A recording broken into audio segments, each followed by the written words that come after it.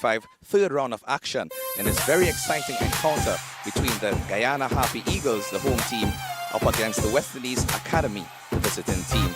I'm joined at the toss by the captain for the Guyana Harpy Eagles, Mr. Tevin Imlach, the captain for the West Indies Academy, Mr. Teddy Bishop, and the match referee for today, Mr. Rion King. I'd like to ask the match referee to proceed with the toss at this stage.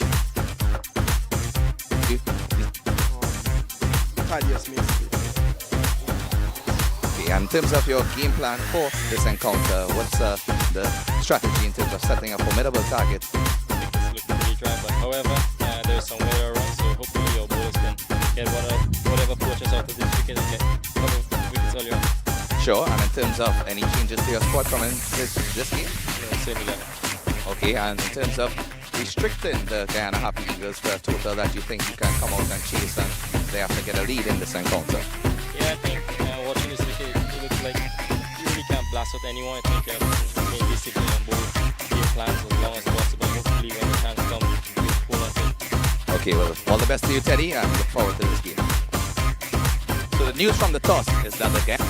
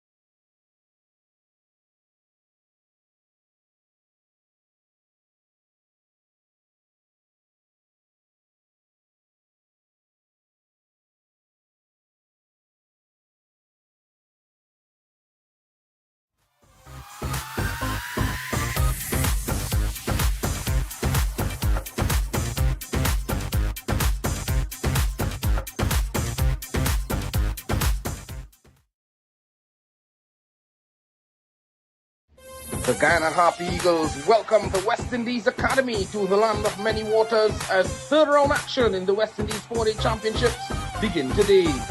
The Eagles have been soaring high with 2 outright wins in the tournament so far and lie in second position on 45.2 points, just 0.2 points away from leaders Leeward Islands.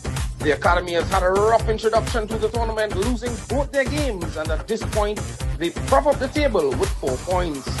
Let's go over now to the commentators at picturesque Providence for all the live action.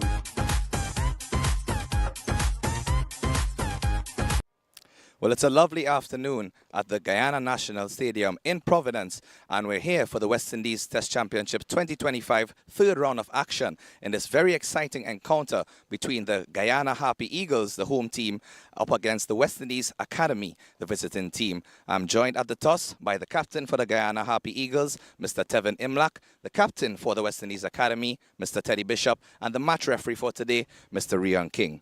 I'd like to ask the match referee to proceed with the toss at this stage. Heads is the call. And tails it is. So that means that the captain for Guyana Harpy Eagles has won the toss. Tevin, congratulations on winning the toss. And what do you decide to do today? Yeah, we're going to have a bat first. Look to be a dry pitch. You know, one that the previous 2 games, it was good for batting early up. So we look to capitalize on that. All right. And in terms of your squad, any changes coming into this encounter? Yeah, good Kishmoti comes back in, and the young Thaddeus makes his debut. All right, and I know that there were a couple of injury concerns around Tej Paul and Shamar Joseph. Any updates on those guys? Tej has a webbing. His webbing got burst in the first in that match, in the previous match, and Shamar Joseph Shinner acted up again. So we're giving him that rest. Okay, and in terms of your game plan for this encounter, what's the strategy in terms of setting a formidable target for the West Indies Academy? Yeah, well, obviously it's very important that we bat well. We choose to bat first on it, so it's important that we set a massive total and try to roll and move in the back end at this match. Yeah. All right, thank you very much, Tevin, and all the best to you. I'd like to ask Teddy Bishop, the captain for the West Indies Academy, just share a few words. Teddy, not winning the toss and having to take a field first, what would you have done if you won the toss? Yeah, we would have liked to bat. Also, I think the wickets look pretty dry, but however, there's some weather around, so hopefully our bowlers can get whatever poachers out of this wicket and get a couple of wickets early on. Sure, and in terms of any changes to your squad coming into this game? No, same 11. Okay, and in terms of restricting the Guyana Harpy Eagles to a total that you think you can come out and chase and they have to get a lead in this encounter? Yeah, I think watching this wicket, it looks like you really can't blast out anyone. I think you have to remain disciplined and bowl to your plans as long as possible, and hopefully when the chance comes, we hold on to it. Okay, well, all the best to you, Teddy, and we look forward to this game. Thanks. So the news from the toss is that the Guyana Harpy Eagles have won the toss and decided to bat first. Stay tuned for action.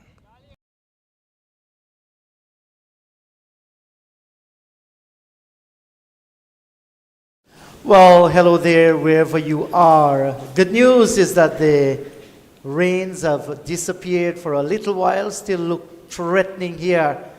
Third round action here between the Guyana Harpy Eagles and Cricket West Indies Academy. You heard the toss there, is that the Harpy Eagles, they have won the toss and they're having a bat first. Gloomy conditions here.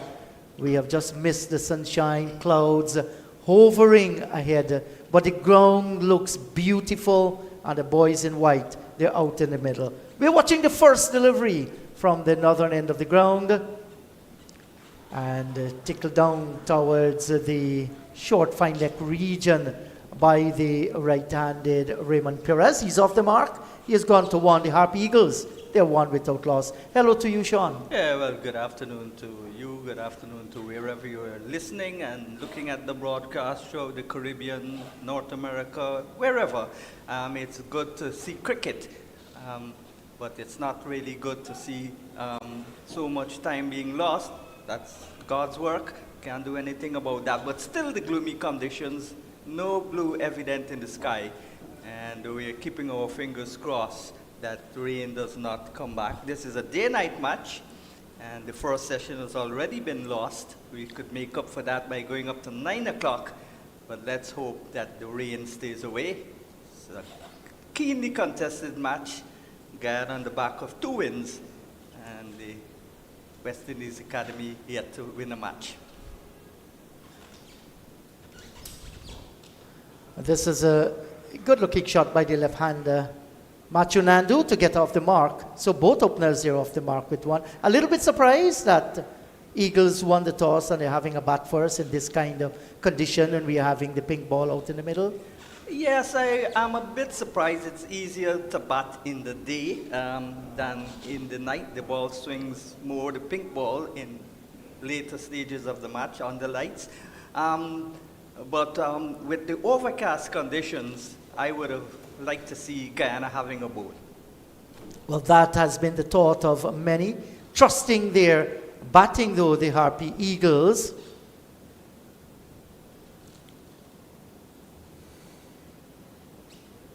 That's a sharper delivery, but too wide to play at it. There were some changes in the Harpy Eagles team. Recall that Tej Chandapal, having a split web, can't play. He was injured in the last match here against CCC. And then Shamar Joseph, they're treating him with all care whatsoever, just coming back after that shin splint injury. They are just managing his workload. He's not in this match. Gudakesh Moti.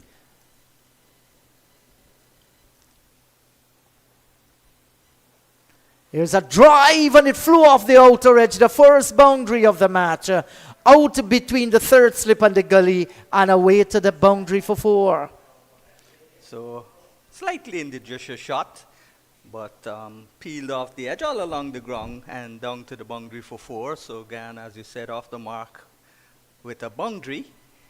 And Perez, who is normally the junior batter to Nandu, but Nandu, when Chandrapal is playing, always be at the non-striker's end for the first ball. So maybe tradition, superstition, you never know. Because although Perez is his junior partner, still Perez took the first ball. Yes, and he did that against the combined campuses and colleges. He fell in the first over. Akeem Jordan from this end dismantled his middle stump.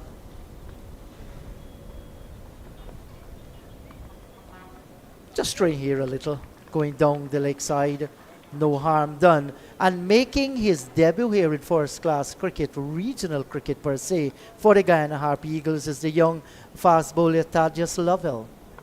Yes, Thaddeus Lovell eventually getting a chance. Of course, Guyana leaving out the off-spinner Junior Sinclair. They've left out both of the off-spinners. They left out Richie Lukenaught, who had the man of the match in the first match when he got 9 wickets against Barbados. So a tough call for the selectors because of Moti's inclusion. One of the spinners had to go. In fact, it was Lukenaught. So here is J.J. Blades once again. And he rides this well too. Another run has been scored. J.J. Blades, left arm, medium fast bowler, leg by signal by the umpire. Operating from the northern end of the ground. Not too much of a pace from him. Maybe the one delivery that was the quickest was the one that flew off the bat, the edge of the right-handed Perez that got him a boundary. You would love to be bowling in these conditions though, murky condition, almost English-like.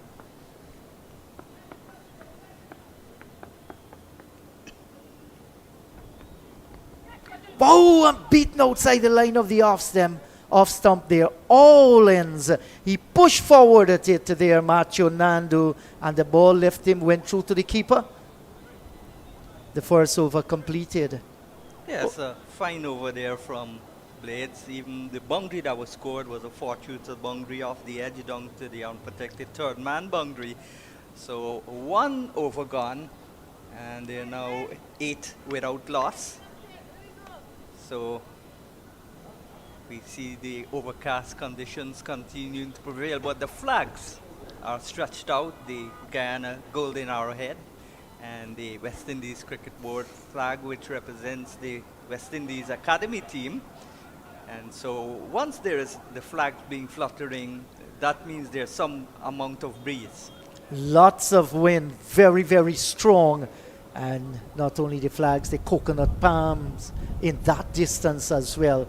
And I was just outside of the com box. Very, very strong wind. So what's your thoughts on Guyana's decision to bat first and conditions of the pitch? I think we can take the condition of the pitch out of the equation. It's going to play a natural stadium pitch here. But because of the pink ball, I would have gone outside there and asked the academy team to bat for us, especially with Niall Smith back in the attack for the Harpy Eagles.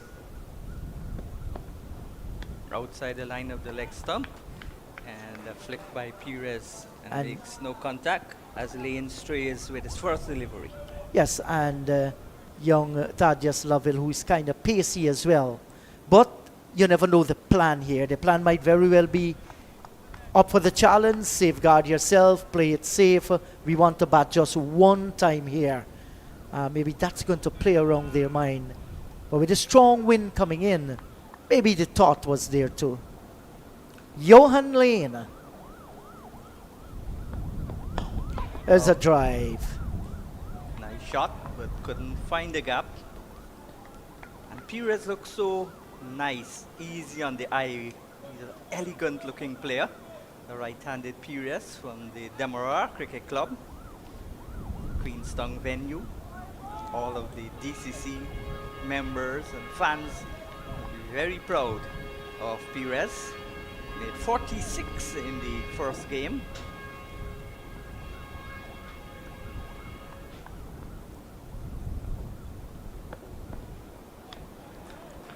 That's good height, Sean, taken somewhere around the chest area there, the keeper.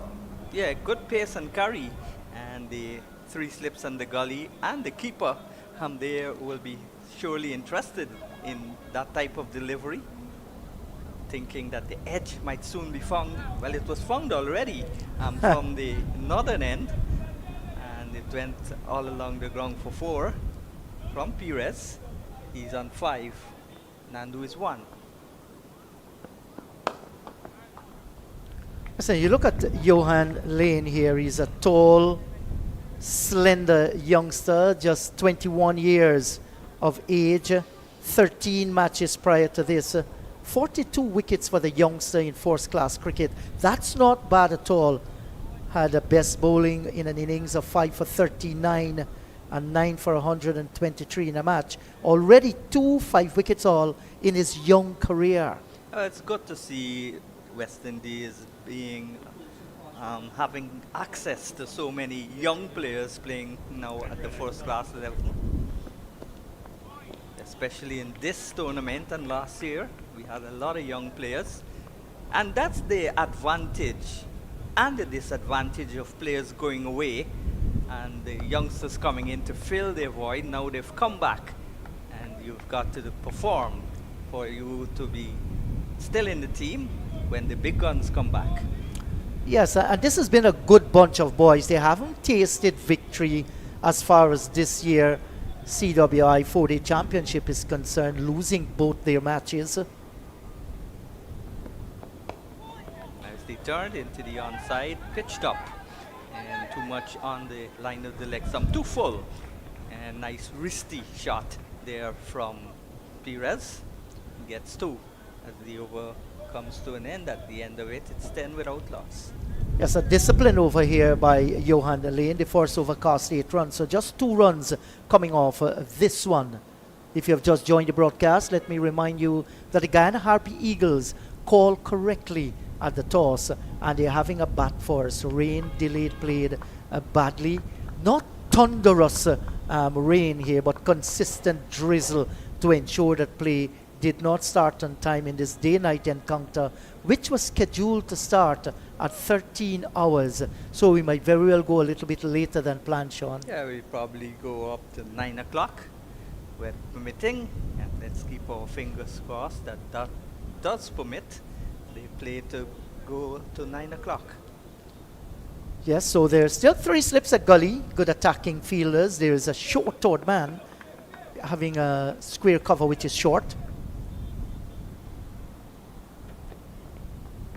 It's balls to Nandu, and that peculiar way of him leaving alone, he almost jumps around, giving a little dance. Yes, like a jack in the box. Yeah. Jumping around that delivery there, his trademark, leave alone. Well, the umpire standing in the middle, umpire Ryan Banwari, of course, he's from Guyana, and the Trinidadian Bassarat, the son of the West Indies vice president, West Indies CWI vice president. Outside the line of the off stump, no shot played by Nandu. And that was good judgment by Nandu. Yes, two youngsters out in the middle there, the double Bs as far as the umpires are concerned, both talented, Zahid Bassarat and Ryan Banwari. Yes, and then you've got the fourth umpire being another Guyanese, Javed. Javed Prasad, and of course the match referee, another Guyanese, the former Guyana and West Indies fast bowler Riondin King. He's the king himself. Good delivery from Blades, back of a length, and Nandu is back and across. His bat looking as broad as the white side screen for a pink ball. Yes, certainly so. And we haven't seen this ball behave badly as yet. Maybe when it comes toward that twilight, a part of the day's play, that's when it becomes very, very dangerous. Most of the batters feel the ball swings a lot more under the lights. First pink ball match was actually in 2010 at the Sir Vivian Richards Stadium involving Guyana and Trinidad and Tobago. That's the first time the pink ball was used.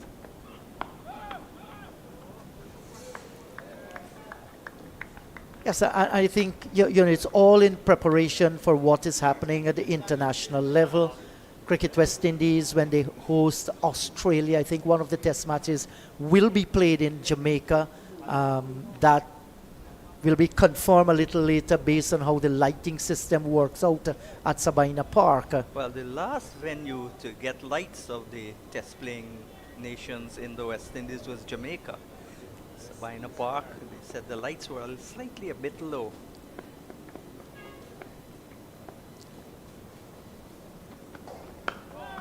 Well, they're doing some renovation work there to that lighting system, and from all news, it's going pretty well.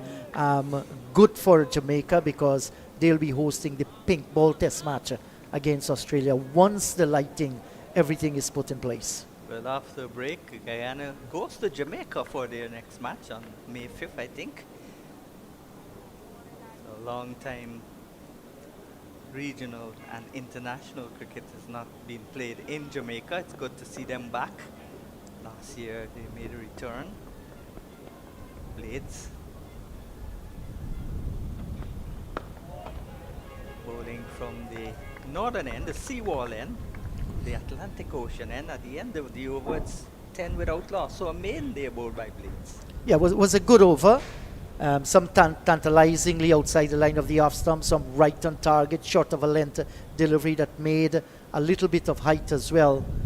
And Nandu was very, very careful. Perez, he's on 7 from 11 deliveries. Nandu, he's on 1, very, very patient. 3 overs gone so far in the day's play. Yes, and the wind begins to ramp up. You're hearing some thunder as well, Sean. No, that's the That's wind an aircraft in or the our wind? outside effects microphone. That's a strong win. So we are looking at the round 2 results. Thanks Basu Red Force won by an innings and 176 runs against the Volcanoes. Oh, it's a bad delivery. Sprayed very, very wide. Didn't get up at all. Losing some pace as well. Yeah, we can continue with that. Leeward Islands Hurricane, they won by 5 wickets against the Jamaica Scorpions. And then the Harpy Eagles won by 8 wickets against the combined campuses and colleges. And Barbados Pride, you know, they defeated the Academy by a an innings and 54 runs. Results of the second round action. Thank you, Basu. Wayward delivery again, just too wide. A good lateral movement away from the right-hander, but that was well past him when it moved away. Leeward's on top of the points table, 45.4 points. Guyana, 45.2. Trinidad and Tobago, 44.4. Jamaica, 29.4. CCC, 7.2. The Windwards, 5.6. And the Academy, just 4 points. Yeah, so that's the point table as read by Sean Devers just now.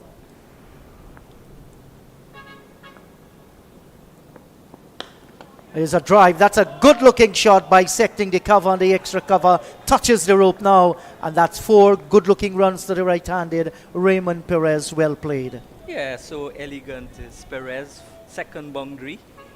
And that was a beautifully hit ball down towards the extra cover boundary for 4. And this outfield, I'm very impressed. The emphasis, I overemphasize this. Every time I come here and I look at this ground, there could be showers and showers all day, all night. And once the covers is off and the rain stops, good to go. Yes, it's splendid, regardless of the conditions. Once the rain stops, you know, it's going to dry out very, very quickly. Oh, this one beats the backward point of a tick out a portion of the bat from Perez, looking for the drive. Well, he got it and got it all along the ground. He gets another boundary, but not the way he was looking for. Yeah, contrasting boundaries back to back. The first one was well played through the covers of the middle of the bat. This one, a little away movement, brought him onto the front foot and peeled off the outer half of the bat. No danger though, it went all along the ground, just to the left of the fielder there at backward point. And 2 boundaries in a row. He goes to 15, 1 to Nandu, 18 without loss.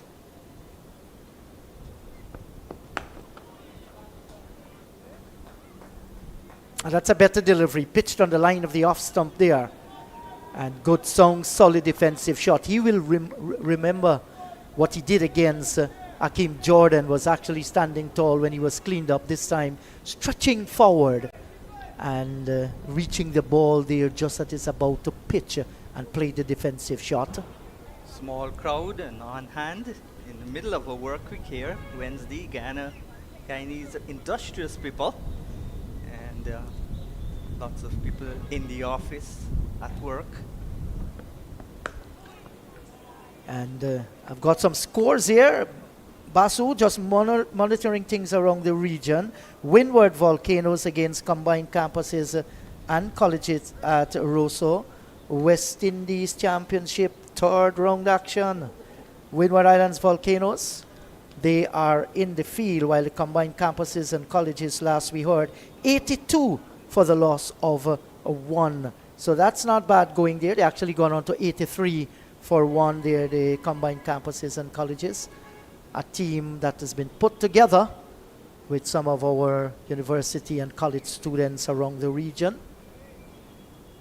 Yeah, this team is a culmination of young players under the ages of 23, and they're based in the island of Antigua. I want to say good afternoon to James Trotman and everybody in Antigua.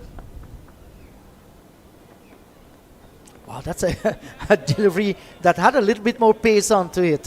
And Matthew Nandu, the way he left it alone, and he completed the left alone shot, his back was actually facing the bowler. Leeward Islands against Trinidad and Tobago Red Force.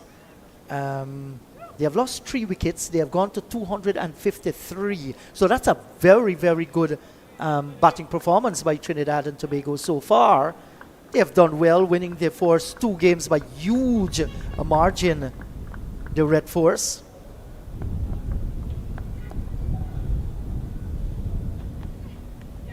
Wow, and this one has cleaned him up. It has rocketed into the off stump, knocking it back. And Matthew Nandu has to go. The Harpy Eagles, they have lost an early wicket. They're 18 for 1. Yeah, Nandu getting a ball that came back from the left armour and it hit the off stump. misjudged the line and the amount of swing, the inward swing there, and he has to go. So Guyana losing an early wicket, 18 for 1. Perez is still there though. He's on 15.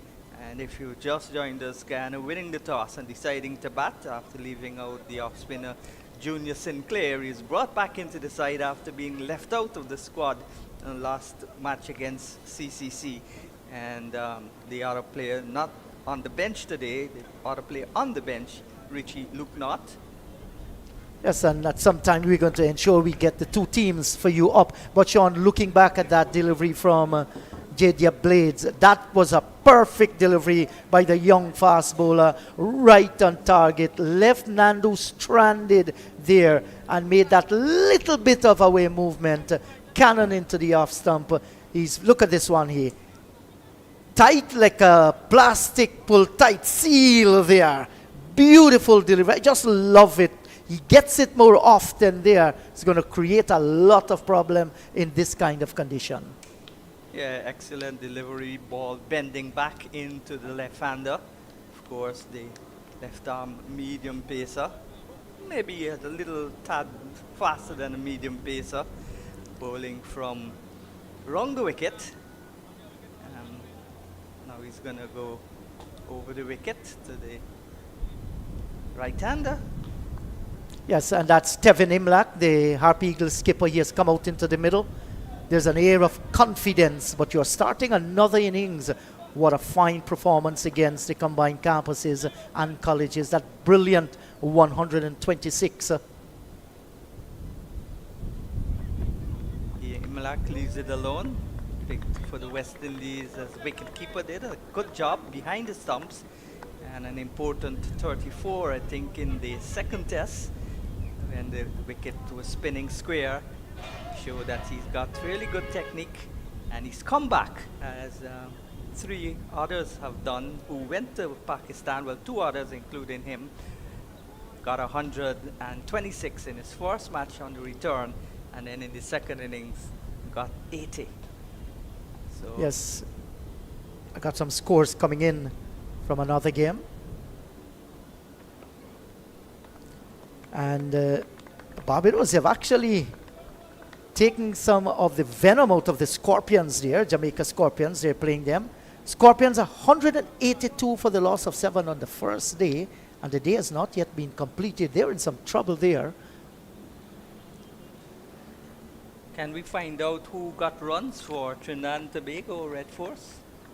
Yes, maybe a little later we shall certainly get that. Kima Roach is back in the Barbados squad. Happy that he's going to be there. Lots of experience and still an excellent fast bowler.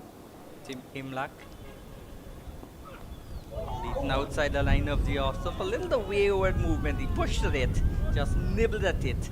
And fortunately for him and Guyana, the ball missed the edge and was taken by the keeper. Well, it was just the lacquer on that pink ball that actually missed the edge. And Imlach, that was a sharp delivery, good line, good length. And he's on a roll here, Jaden Blades. If he can continue like this, we're going to see some real competitive cricket here at Providence.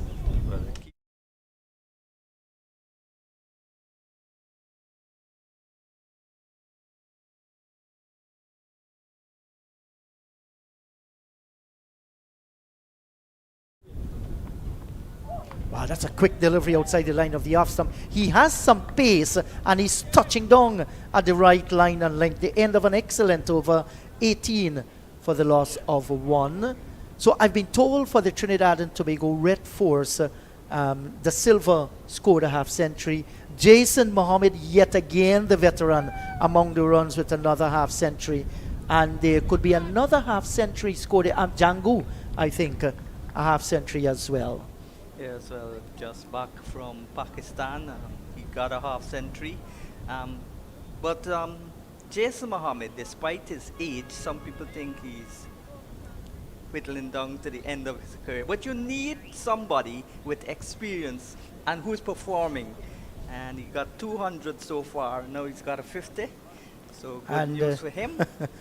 And he's 81, not his age. He's 81 not out and still batting in sight of a third century this year, Jason Mohammed. Jangoo, he made 60. And the silver is still there, 277. Well, Jason Mohammed showing the youngsters how it's done. 3 slips and the gully. Lane comes in from the southern end of the ground, the commentary box end. The usual commentary box is located in the northern end of the ground in the media center. And Sean, we are watching this game here, the cream of some youth of West Indies cricket. They didn't win their 2 matches, but there would have been some good performances from them. Their wicket-keeper, who is out in the middle there, Carlin Bowen Tuckett, scored a century in the last game, 103 not out. Nice shot, beautifully played, excellently shot, excellently played, down to the boundary for 4. Exquisite timing and placement, beating the man at mid-off to his right. So if you're going to drive down through mid-off, that's the way to drive. Look at Perez here, got to the pitch of it, poses for the camera, maintain it. What a lovely looking shot. Good cricketing shot with a lot of class on it. And he's an elegant player. You know, once his shot selections are good, you can expect Raymond Perez to entertain. Third boundary for Perez. And that's a short ball. Most times you see that. Mostly in the good old days. Fast bowler driven back past his ankles for 4. And the next ball, the pacer responds with a short lifting delivery. Yes, and you expect that fast bowlers responding will get angry sometimes. He had to look at that one, went through wide mid-off for 4, and he responded like a fast bowler will do. Short bumper, not a bad one. 21 for 1. Guyana winning the toss and batting for us. Loose shot there, looking to cut. And no movement of the right foot across though. Yes, and you called it right, a very loose shot. You want to leave those deliveries to go by. And when he was batting so beautiful against Barbados from the southern end of the ground, he followed one just like that. Lifting bump outside the line of the off stump, but nothing shot. The edge was found, the catch taken, and he had to walk back. Sometimes, you know, while mistakes are good to make, you can't make them too often. It actually becomes a habit. That is something he does not want to do often.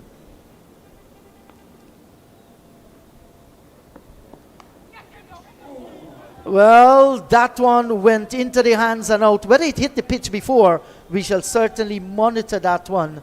Was there too sound on it? He just dropped the bat on it. Could have been a slower delivery too. Yeah, an involuntary shot play there by Perez. The ball hitting the bat more than the bat hitting the ball, and straight in and out of the hand of the fielder slip. Would he pay for that?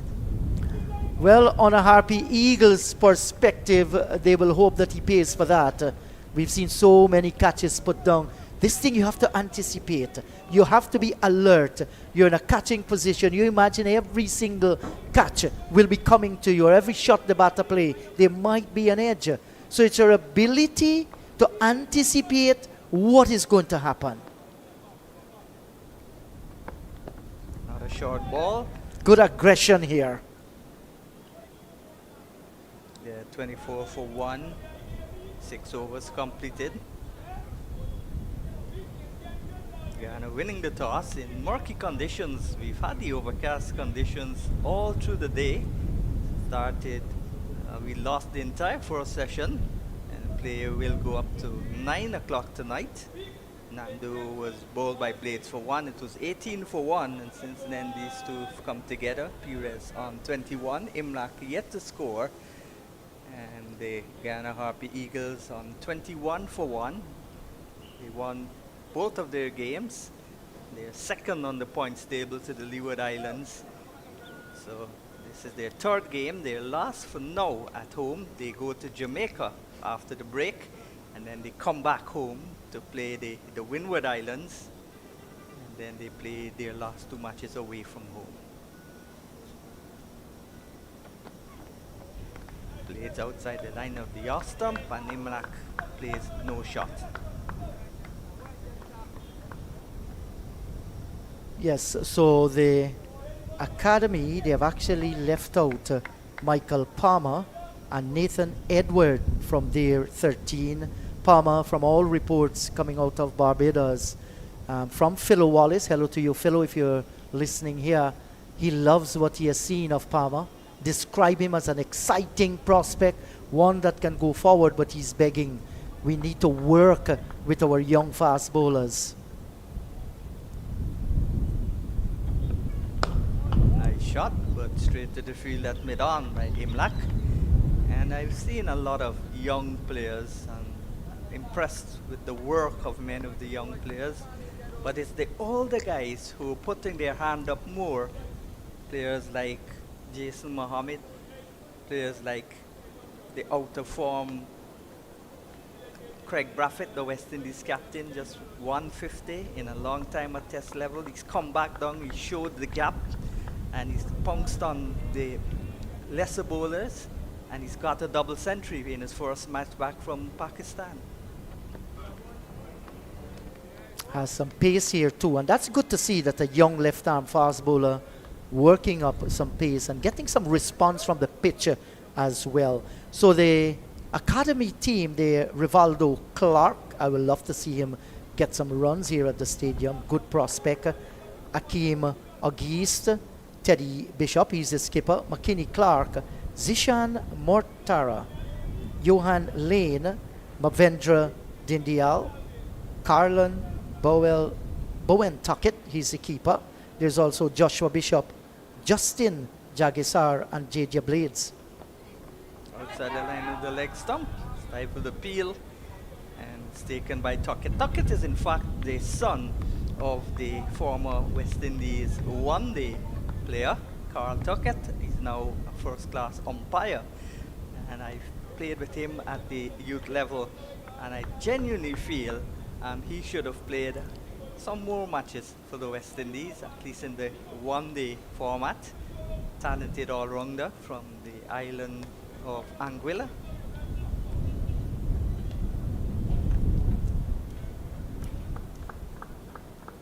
So there's some cricket that runs in the blood of the Tuckett's family. Outside the line of the off stump, again a little bit of lateral movement, but wide enough to prevent the batsman from playing, and wide enough not to challenge the off stump.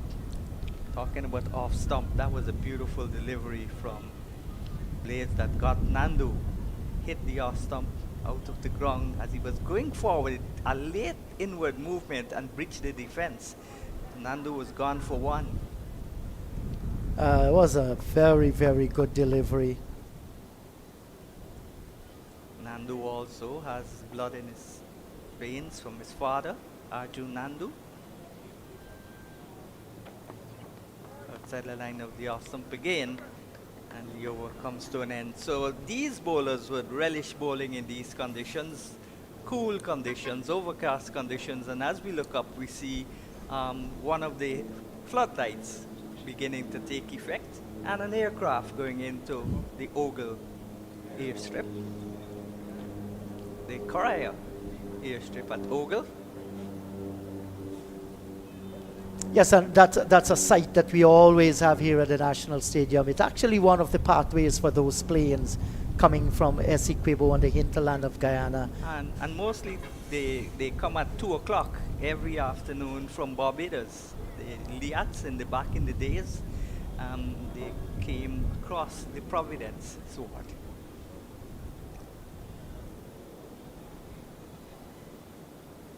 So it's turning out to be a lovely afternoon here, especially with the lights coming on. No threat of immediate rain, but we can see in the distance, and that's miles away from here. Good delivery, drops the hands, and lets it go by. Guyana, in case you've just joined us, leaving out Chandra Paul and Joseph, both injured. Tej Narayan Chandra Paul also has pedigree. His father is the great Shivnarine Chandrapal. He had a burst webbing, and Joseph still not fully recovered from a shin injury. Played in the last match, but the selectors deciding to give him a rest. Precautionary more than anything else. Bad line outside the line of the leg stump. And missed there, looking to flick. Perez with 3-4 so far in his 21. He's faced 25 balls. Imlach not from 10. Dark, angry clouds in the distance as more of the lights beginning to take effect. We look across to our left, to the western side. Again, no shot, and we continue to see development in progress.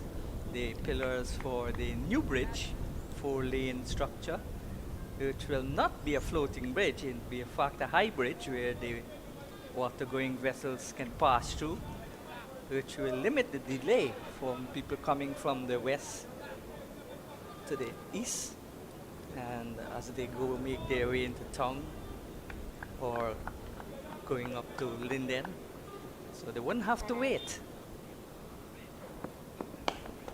Well, that's on the full and driven away. Didn't get it in the meat of the bat. Once again, that cracking sound, that will tell you the timing was off. Gets it down towards cover, but he gets the single and gets off strike 2. I think what Johan Lane is trying to do here, Sean, we have seen many deliveries outside the line of the off stump. He must get it a little bit tighter. That is what he's striving for. And not afraid to use the slower ball too. So we're seeing a thinking young fast bowler here, working up some pace. Just need to be a little bit patient. Work away at the batter in those areas you feel that he's vulnerable.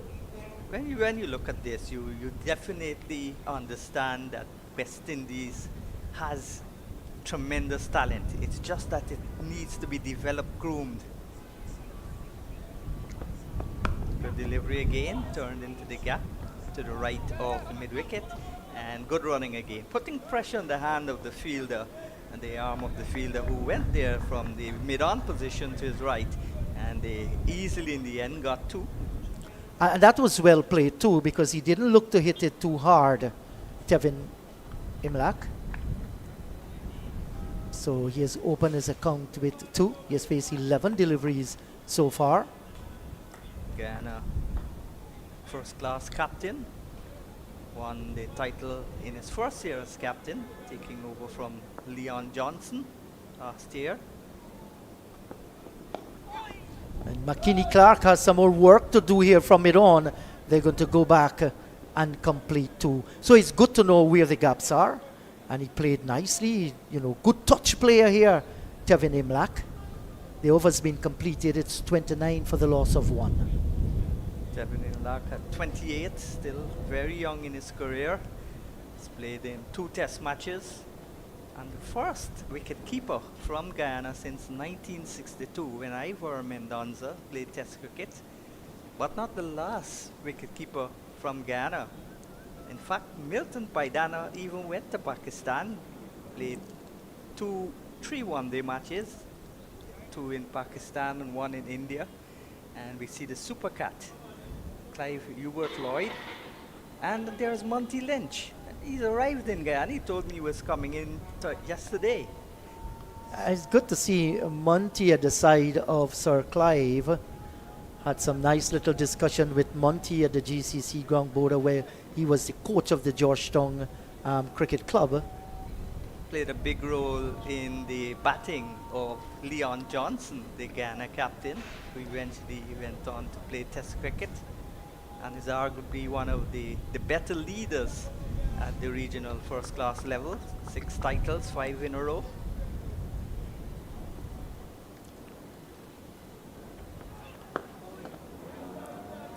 Our Blades is getting it more often on the stumps or just outside the line of the off stump. And I think he's in a very good spell here. 1 for 7. This is his 5th over. He's running close to the stumps. And has a lot of power on that chest and the muscles in the arm. Talking about Monty Lynch, he played a couple of games for England. Was in fact not the first black man to play. The first black man was from Barbados, Roland Butcher, and he played a couple of games for England, and then like Roland came back and played regional cricket. Roland for Barbados, Monty for Guyana. Sharp delivery, good judgment here by Raymond Perez, and it's good to see that Perez is just beginning to settle in. Normally a nervous start, just trying to find footing, doesn't know sometimes, you know, where the right leg is. You see him not having good balance of the body, looking to play those booming drives. But just in the last over, so he's gotten 22 from 29. Some good spanking shots for 4 as well. Well, he's done all the hard work. He needs now to stay there and bat, get 50. Low shot again, wide outside the line of the off. No movement of the left foot across. He rehearses what he should have done in the first place, but all is well that ends well for Perez and Guyana. Well, his judgment of the bounce off the pitch there was not good at all, because the drive was actually under that pink ball as it made some height coming through to the keeper Tuckett. Has to be careful here. Sometimes you have a shot in mind and you want to play that shot, but if the ball is not up for it, you know, you're not going to play it. Yes. Has to be careful. As an opener, you want to be more tight. Yes, you're totally correct. Blades, balls, and that's hit nicely. Maybe a comeback for 2. Yeah, and forcing the issue here. Good running again. They come back for 3. And lazy bit of work there from the fielder running back. Didn't realize the batters would have capitalized and come back for 3. So he's gone now to 25 and brings Imlach back into strike. Monty Lynch became the first player to win a double, meaning that he won the first class and the 4-day in the same year, under the captaincy of Clive Lloyd when Guyana won that first double in 1983. It's always, you could never have a second first. And this time it was a delivery just about the line of the off stump there, a fuller delivery. And Imlach, like we said, he looks very confident. Got it low down on the bat and played it down towards mid-on. I remember the year that Monty came to Guyana and played in that match. There was a newspaper screaming, bombshell, Timur Mohammed out, Monty Lynch in. He had a peculiar bat, I'll tell you, with his bat after this over. So the overs completed, 9 overs gone. It's 32 for the loss of 1. And that last delivery, Sean, some good lateral movement off the pitch, swerving away towards the slipper. So that's maybe the first time we see the viciousness of the pink ball as it swings outside the line of the off stumper. Well, as the lights take effect and the place gets darker, the wind blows, you're going to see more movement from the pink ball. And most batsmen, as I said, think that the ball moves more in the night than in the day. Of course, Monty Lynch had a bat that the shoulders were cut off. I think he gave Warren Figuera, who played for GCC. Good afternoon to you, Warren. He's now a pastor in America. Outside the line of the leg stump again as Lane starts a new over. A bat without a shoulder. Yeah, it was cut off. It was like a baseball bat, except it was flat. So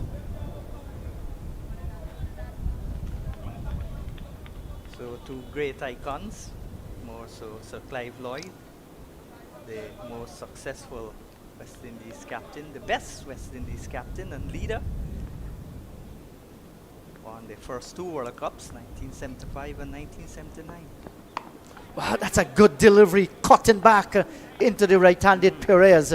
But he stands tall, kept the eyes over it, and kept it down too. That's an excellent delivery from the fast bowler. Yeah, handled really well in the end by Perez. It climbed on him, and even though he was slightly squared up, played it with good technique, soft hands, and kept it down. That could have easily gone to gully. Yeah, and Sean, here again, I hope you know that our viewers and our listeners do not feel that we are overdoing it after this delivery. You see that? If there was a forward short leg there, somebody would have been diving for a catch. Even if it means just for the presence of mind, somebody's close into you with a young fast bowler, not afraid to give him a few short deliveries. Get somebody inside there. That has been one of the problems, you know. Sometimes we are not proactive. We just react to certain situation. We allow a wicket to go.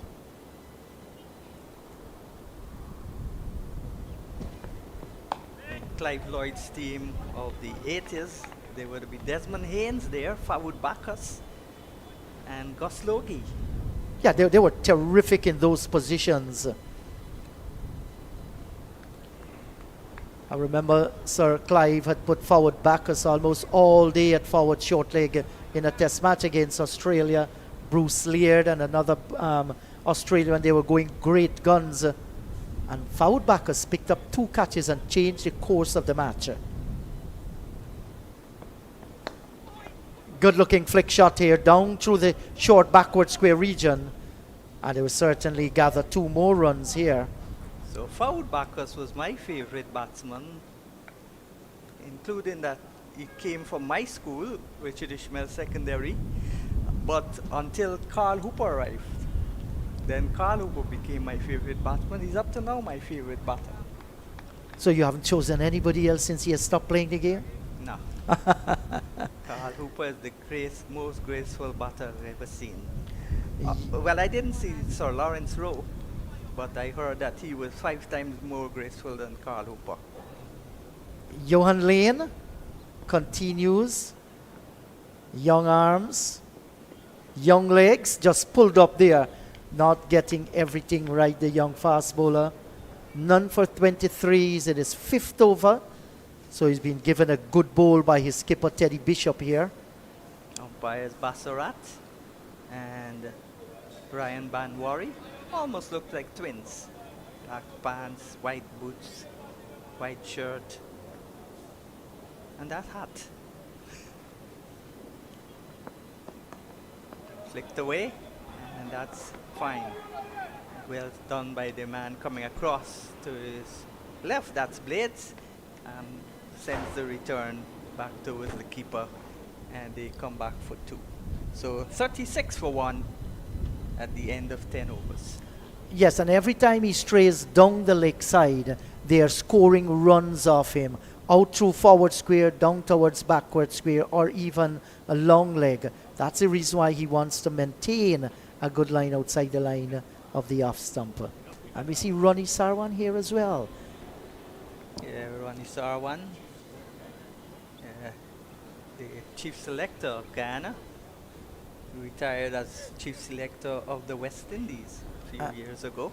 Yeah, there's also Mark Harper. Good to see Mark here at the National Stadium.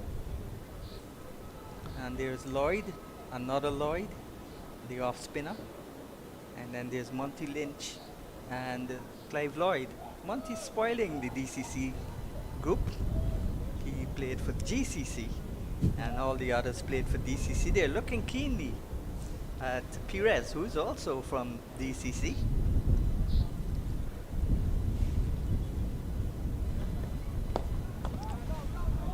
Nice shot, good stop. Perez played, he was a cyclist in his younger days. His father, I think, was a cyclist also. And he was fairly good at cycling.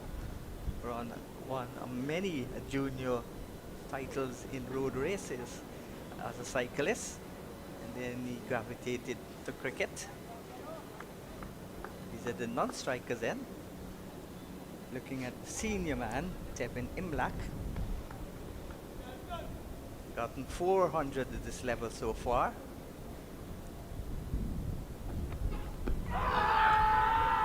Well, he's gone. Leg before Tevin Imlach. That's a huge wicket to pick up at this stage. One that's straightened on the right-hander. I think he was beaten for pace as well, Tevin Imlach. Let's look at the left arm medium fast blades. Oh, that's a lovely delivery, and it looks spot on from where we are. And he's gone LBW. The Harpy Eagles have lost their valuable skipper, Tevin Imlach. LBW to Jadia Blades. It's 36 for the loss of 2. The only thing could have saved him there was if the ball pitched outside the leg stump, and it didn't. It was well inside that tram line. Yes, and it moved upon pitching back into the right-hander. And that is what the pink ball can do. Good skills from the young fast bowler. The Guyana Harpy Eagles, 36 for the loss of 2, winning the toss and having a bat for us. Yeah, 36-2 brings Imlach to be joined by Anderson. Anderson, another young player, spent some time at the academy also. Product of the academy. So is Isaiah Thorne, who's out with ankle injury. And that's the problem also, when our young players, especially the fast bowlers, get injured so often. We've got to monitor them and develop them and groom them. And be careful how much is the workload on them. So this is a fine spell we're watching from Jadia Blades. Good showcase of a talented youngster. Kevlon Anderson, he has come out into the middle, and he too put his name in the scorer's book with a fine 100. Yeah, the only 2 Guyanese batters with hundreds in the tournament so far. At the crease. Nice, lovely shot. Classy shot. Hit back to the bowler. Some deflection, got his hand onto it maybe. And that prevented it from rushing down to the boundary for 4 behind him. Yes, and good use of the feet there. Sometimes, you know, we say good use of the feet to spinners.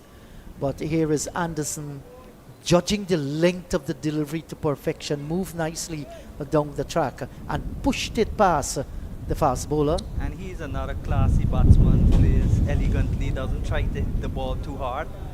Of course, Kemal Savory got 99. Joined the 99 club. Edging, and the catch is taken down in the slip cordon by Zishan Motara and Raymond Perez. Well, he was living dangerously out in the middle. He has departed. For the trouble here for the Guyana Harpy Eagles. They are being rocked by the academy team. They're 37 for the loss of 3. We are only in the 11th over. And this is a good performance by Jadia Blades, 3 for 11. And this is only 6th over.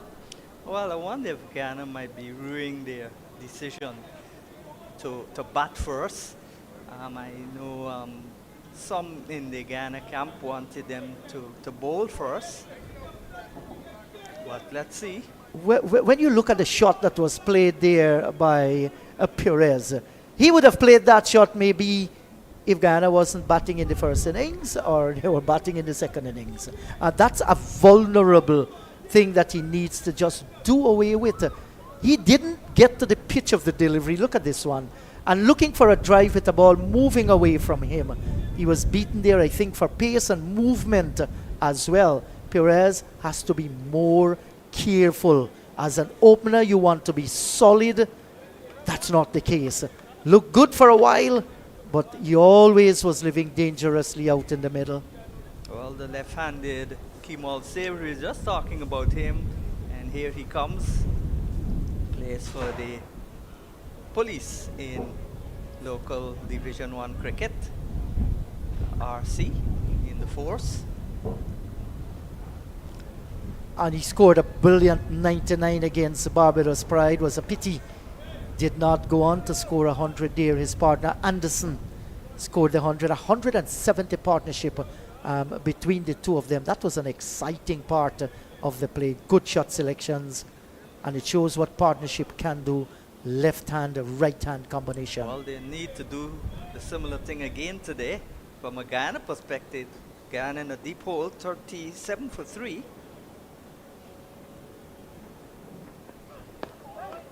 It's in the middle of an excellent spell here at Providence. The lights on, still overcast conditions, and he would love these conditions, relish in bowling in these conditions here at Providence.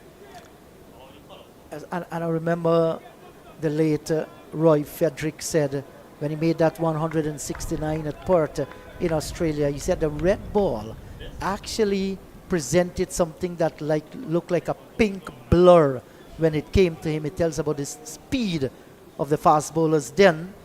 I wonder how they're seeing the pink ball here. Outside the line of the leg stump, flick misses, and the over comes to an end. So 11 overs gone, 37 for 3. Guyana Harpy was winning the toss and deciding to bat. Yes, while they won the toss, they're losing the battle at this stage. It's not the war. We're talking about the little battle going on here. Has been a very good period for the West Indies Academy team, the youngsters coming out. And when you can pick back the defending champions, with Imlach back in the pavilion, there is also Machu Nandu back in the pavilion, Perez back in the pavilion. It is left on these two now. They're still batting to come. But you don't want to look back at the dressing room. You're the ones out in the middle. So if they're going to rebuild this innings, it must start with this partnership. Yeah, certainly agree with you there. Imlach 4, Nandu 1. 29 was looking good until he was bowled, caught in the slip, bowled by Blades, who got all 3 wickets to fall. That's Perez. 3 fours he hit in his 29. He was the last batter to be dismissed. McKinney Clark, another young fast bowler. And that's one right up. Good first delivery here. And Anderson will feel well too that the ball came off the meat of the bat. Just a little dab shot down towards mid-on. So Lane, 5 overs, no maidens, none for 25, being replaced now. So good 5 over spell from him. And the pick of the bowlers, the left arm pacer, 6 overs, 3 maidens, 11 runs, 3 wickets. Blades. This is played easily, just back and punched it. Waited on the ball, no big fuss. And it went out towards cover, and he gets a single. So he's on 2. He gives back the strike now to Savory, who's yet to score. Of course, the infamous record of most 99s in regional first-class cricket belongs to Devon Smith of Grenada. Scored 3 times. He achieved the, not distinction, but he achieved 99 3 times. It would certainly not be a distinction. Nice shot, pleasant shot there from Savory, and down towards the boundary at square cover for 4. So Savory loves the drives, he loves the sweep, and remember in the last match his partnership with Anderson, 170 as you said. So there's still hope if you're a Guyana fan to see more of them coming into the ground though. So young McKinney Clark will relish these conditions to bowl the young St. Lucian. He's just 21 years of age. He's in his 7th first class match with 13 wickets. Already had a 5-wicket haul, 5 for 85.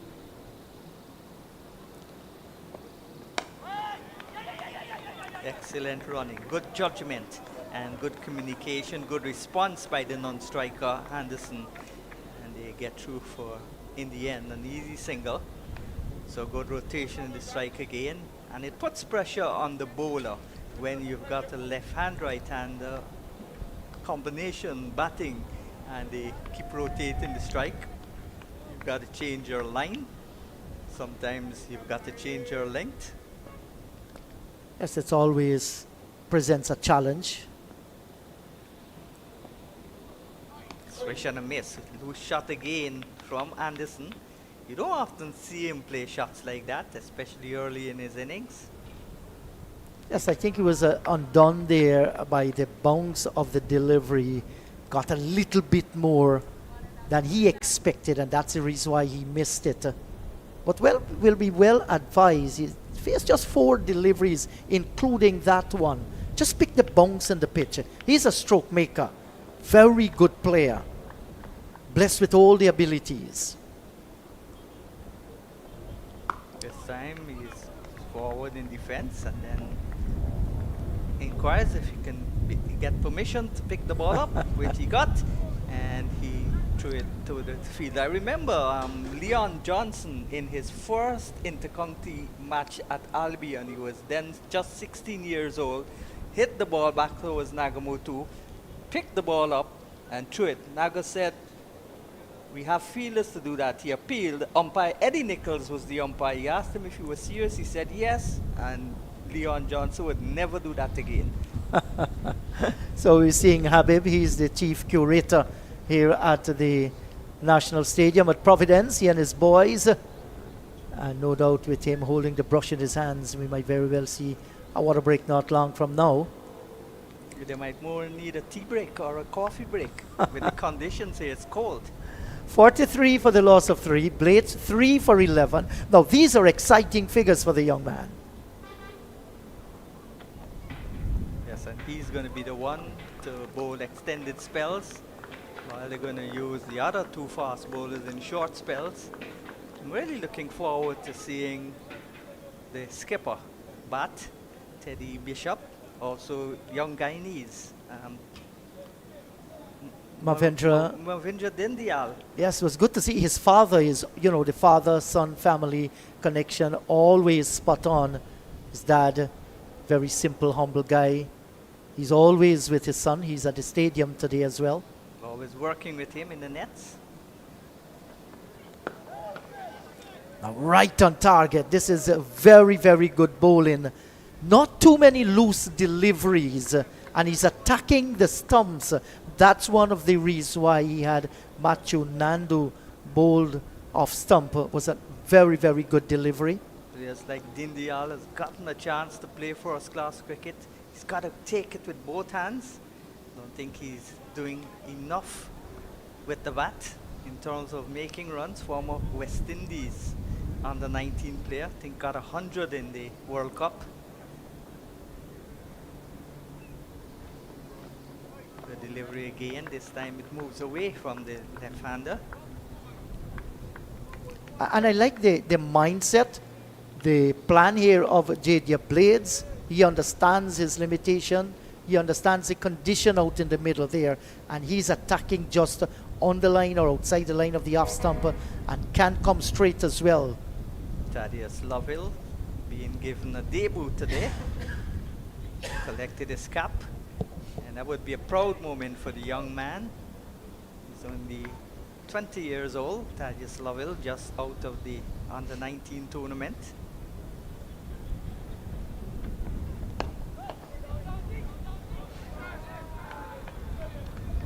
That's good fielding down at short straight mid-wicket. And that's Matara. He's in that position. So we'll see him complement Niall Smith, who had some no-ball problems. Well, not recently, but all the time for the last year or so. Even last year he had no-ball problems. Seems just a bit on the unfit side. Slight injury grind. Nice shot down the ground. And it's going to go towards the boundary, pulled back just inside. No, it doesn't. beats him to the boundary. The ball winning the race on that occasion, and the fielder going back just to retrieve the ball from the boundary as Savory goes now to 9, 47 for 3. That's a good shot. Yes, a nice little push down on the on side of the pitch, and with the mid-on a little bit wide, there was no chance of cutting that one off. Sped all the way. Tantalizing chase for the fielder. Will give him some confidence, Kimmel Savory. He has been in good form, however. Kept wicket in the first match until Imlach came back. Kept wicket last year for most of the time. Imlach last year was suffering from an injured finger, so he didn't keep, but he played in the games. And 47 for 3 as the over comes to an end. 13 overs gone. That's an J.J. Blades 3 for 15 from his 7.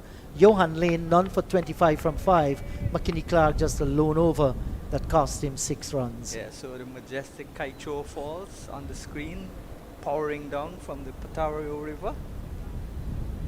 So the West Indies playing England in the home series, May 21 to June 15. So, Well, actually, England going to England. oh yes, the tour of the UK. Right. The home series is against Australia. That That's begins right. on the 25th of June and ends on the 18th of July. So a lot of cricket for the West Indies and even the women. The 28th of July, actually. Here is Clark. That's a driven, that's a gorgeous looking shot. Out through mid-on, down towards the boundary for 4. Off the face of the bat. Timed it to perfection. What a lovely looking shot from this talented right-handed batsman, Kevlon Anderson. Elegance personified. That was a classic shot. Played with the full face of the bat. The on-drive is arguably the hardest shot to play in cricket. And he made that look like a piece of cake. Off and away, went to the boundary. He goes now to 6 with that boundary. His first boundary.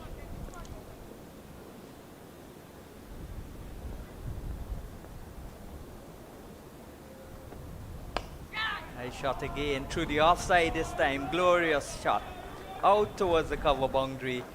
And maybe just giving up the chase too early. And then when he realized the ball was throwing up, he galloped away but couldn't catch it. 4 more runs. Back-to-back boundaries for Anderson. He's into double figures. He's 10. The 50 comes up. It's 55 for the loss of 3. Yes, and when you watch Kevlon Anderson playing these drives, Sean, he gets himself into the position that his coach, would have been telling him over the years. And that's a lovely looking shot with all the ease in the world. Could have made Guyana team in 2019. Shot again, just flirting with danger there. Then he realizes what he should have done, left it alone. But the COVID-19 pandemic came and he had to wait to get into the Guyana senior team. That year he was making a lot of runs. And since he's come on, he's got 200s already. Well, 3. Umpire Javed Prasad with his radio and water. He's preparing to go in maybe after this over. Here's a drive. That was hit with perfection. Out through the covers. And it's going to go and kiss that rope now. Wow, what a shot, Kevlon Anderson. Onto the front foot. Look at this one here. Didn't look to hit it too hard. Lovely looking shot. That's textbook fashion. Yeah, just leaned into it and caressed it towards the boundary. More of the surgeon instead of the butcher. Yeah, I was like poetry in motion. And he's looking good. He's gone on to 14. And he has brought a new dimension to this game here. He's just not attacking for attacking's sake. He's picking which ball to go after. It's when he leaves it alone. And there is no run. So this is good batting, a good little partnership being built. Remember, it was these two who rescued Guyana with that 170 partnership. Savory getting 99 and Anderson getting 104. And Sean, when you're in touch, when you're in form, you want to make the most of it. You just do not want it to go by the wayside. And even if you get 100, you got to get big hundreds, like Greg Buffett.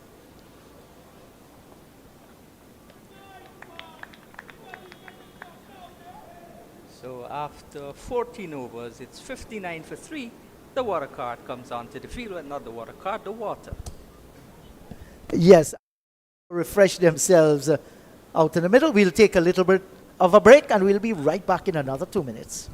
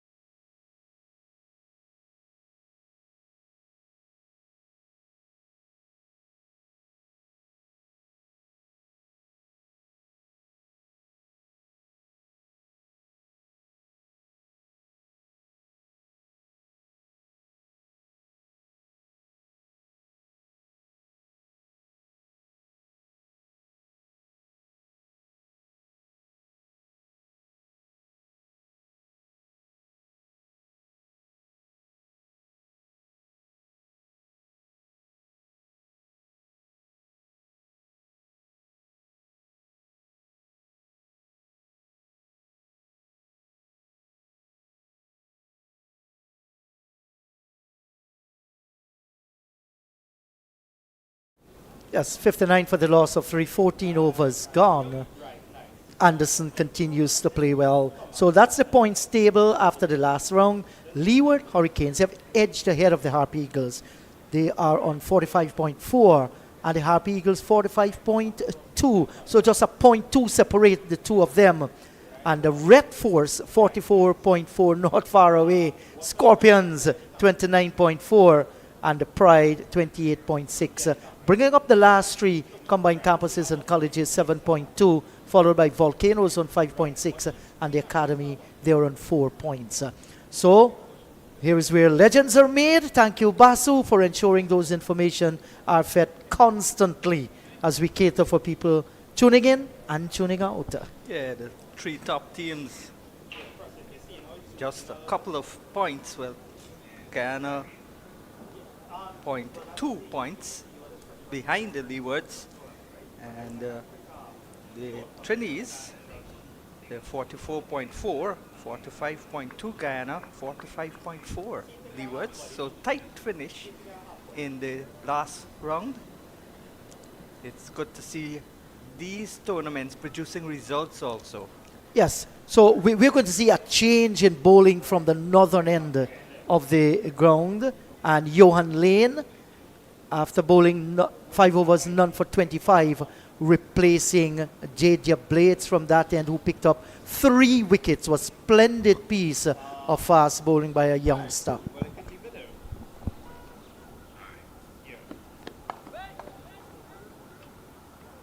Not a bad ball to start this second spell by Johan Blades. Such a short lifting delivery, played well by Tevin Imlach.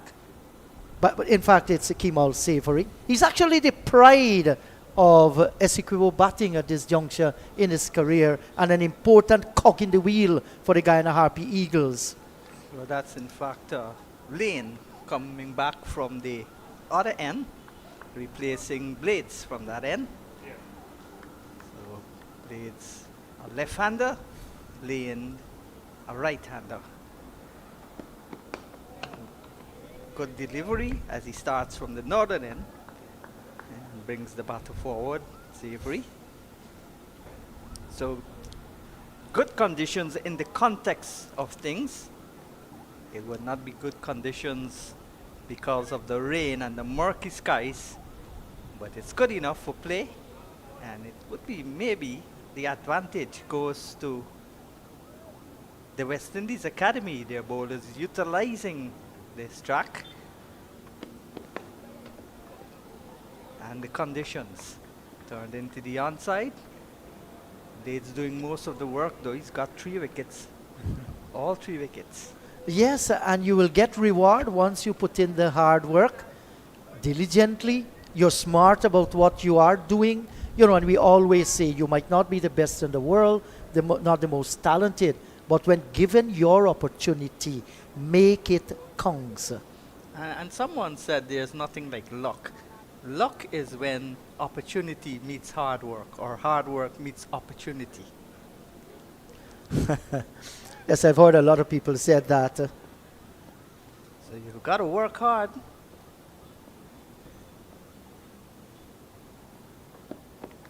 Edging, bisecting the second and third slip down to the boundary for 4, Kevlon Anderson. He was pushing at that one, outside the line of the off stump. The edge found all along the ground. He gets a boundary. That's luck. Yeah, I wouldn't say that's indigenous shot. That was very well bowled. The classical delivery just moved away, brushed the edge, and luckily for him, landed just before the fielder slip and down to the boundary for 4. Yes, comprehensively beaten there. That was a beautiful delivery from Johan Lane. Pitched in the right position and moved late. Good delivery again.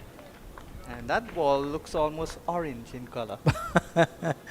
Yeah, and I like the attitude here of both Lane and Blades. Lane, who is bowling now. You can see him running in a little bit harder, trying for the extra pace which he got off that previous delivery. So it's a great challenge, a great battle going on out in the middle. Harpy Eagles fighting back. The academy team. Yeah. And Teddy Bishop, you just saw on the screen there, rubbing the ball vigorously on his pantalones, ensuring he gets whatever sheen there is to give to his young fast bowler. And the young skipper, you know, once you enjoy it, you know, the youthful exuberance among these youngsters is augurs well for cricket. And it's a young team. It is. Nobody above the age of 23. And they're out to showcase their talent, their young talent. This is where legends are born. Yes. 64 for the loss of 3. Perez gone for 29. Nandu for 1. Imlach for 4. Now, Perez got a start. Struggled, some brilliant shot in between. Got to 29. Man, when you get to 29, you just don't want to give it away. That's the normal media center end that you're watching there, the trademark of this stadium at Providence. Normally, that clock will be very vivid. It's kind of blanked off. 2 lonely fellas in that red stand, Sean. Yeah. So I would love to see more people come here, but lots of distractions. People have to work. And I'm still saying that the publicity, the promotion of this tournament could have been slightly better by the Guyana Cricket Board when you had the Global T20, you had the CPL. Well, that didn't have anything to do with the Guyana Cricket Board. They were very well promoted. They had the good players also, players that people wanted to watch. Good delivery again. Yeah, I mean, we have to be fair here to the Guyana Cricket Board, Sean. When we had the Global Super League and the CPL, no schedule was out for the regional 4 days, so there could not have been any promotion then. They had to wait until Cricket West Indies gave the schedule. It has been on Facebook, it has been on YouTube, Cricket West Indies page as well on the YouTube channel. It has been, you covered it in your newspaper as well too. So, you know, this is something we have to be fair about. I don't think the Guyana Cricket Board had any fault when it comes to advertising the matches here. Okay, that's your review. Yes. I differ. And here's a drive. Lovely shot but straight to the fielder, and a little deflection there from the bowler Clark. We have to look at this thing in a holistic way. It's not only about advertising. I'm always for advertising. You let people know. But there's so many different avenues. People can go on to YouTube today, watch the channel, see the cricket. They are at work. They will watch it there. They're in their cars, maybe relaxing in the back dam. Here's a drive. Gone are the days when people did not have the different technology, the smartphones, to watch the game. So they had to come to the ground. And we must also remember, in rebuilding West Indies cricket, having lost so many of those great people, their names are no longer prominent. Those are things, that cause many people not to come to the ground. Maybe in the country areas, we are hoping that Palmyra in Guyana, as that come on board, or Anna Regina, you go in the country areas, they're more relaxing atmosphere, people will go there. Clark in murky conditions. Back and across goes Savory. A good partnership being built here between these two. And that's how you do it in small partnership. Maybe you plan a 10, a 15, and you continue to go after that. Yes, you get your runs, your target in incremental figures, 5, 10, as you said. Some batsmen do that, while some other batsmen look at the bigger picture, looking for a half century, then a century. He shot again, hard into the ground, knocked down by the bowler, and is followed through. So you need support from the other end, and Lane, a very good over from the previous end, and then coming back here to McKinney Clark. Good start to this over. We've had just about over hour of cricket, and we've seen all pace on left-hander, the other two right-arm fast bowlers. How soon do you think we'll see spin, or not before the dinner break? Maybe one over before the dinner break to try a few things. You never know, because until now they're still troubling both batters with some very good deliveries. The ball still has a lot of sheen on it, and when you look at the pink ball, Sean, with the heavy lacquer that they have placed on it, it will keep that sheen for a long while. Yeah, that's the problem for many of the spinners with the pink ball. The shine remains a little longer than it would have been with the red ball. We there saw the towers for the new Demerara Harbour Bridge, which connects the west to the east across the Demerara River. And that's, as I said, going to be a 4-lane highway going into a new road. They're being soon to be completed. And that's going to be a nice bridge where you don't have to get much delays. And with the height of it, Sean, we'll not be driving in the sky, we'll be flying. Yeah. Nice shot. Well, did it touch the bowler? Yes. Then Canada into the stump. Was he in? Was he out? Well, in the mind of the umpire, that's umpire Banwari, he was inside of that crease. We look at it here. Backing up, and the ball hitting the boot, and it's coming there. Yes, he's back. Yeah. Well, he's lucky. Kemal Savory. That's the last way he would have wanted to be dismissed. Yeah. Seen a batter out for a duck without facing a ball. Run out. Umpire Bassarat has gone. Maybe an emergency call. Javed Prasad holding the fort for him, standing at square leg. Yeah, two of our talented and promising young umpires, both now on the senior panel. Guyana's got 5 umpires on the senior panel, including the others are Mukan, who made his debut in the last game, Imran Mukan, of course Shannon Crawford, And the most senior of them all, Nigel Duguid, was once a left-arm spinner for GCC. Nigel Duguid. That's many, many moons ago.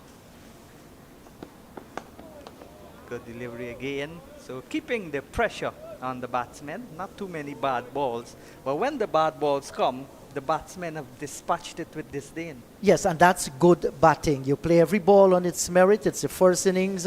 Still a lot of time in this 4-day match.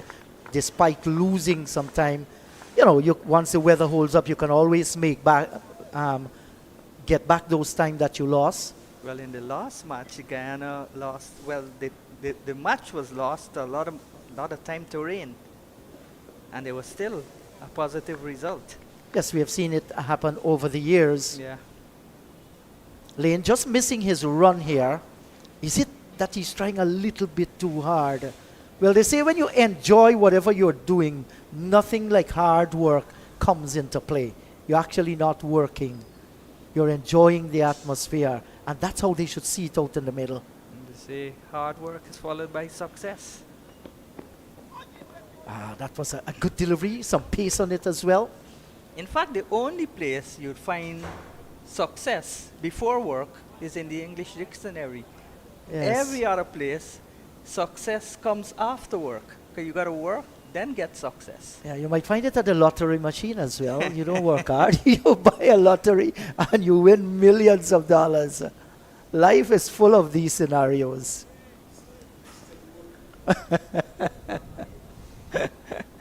Yeah, Basu says once you go and buy it, it still work.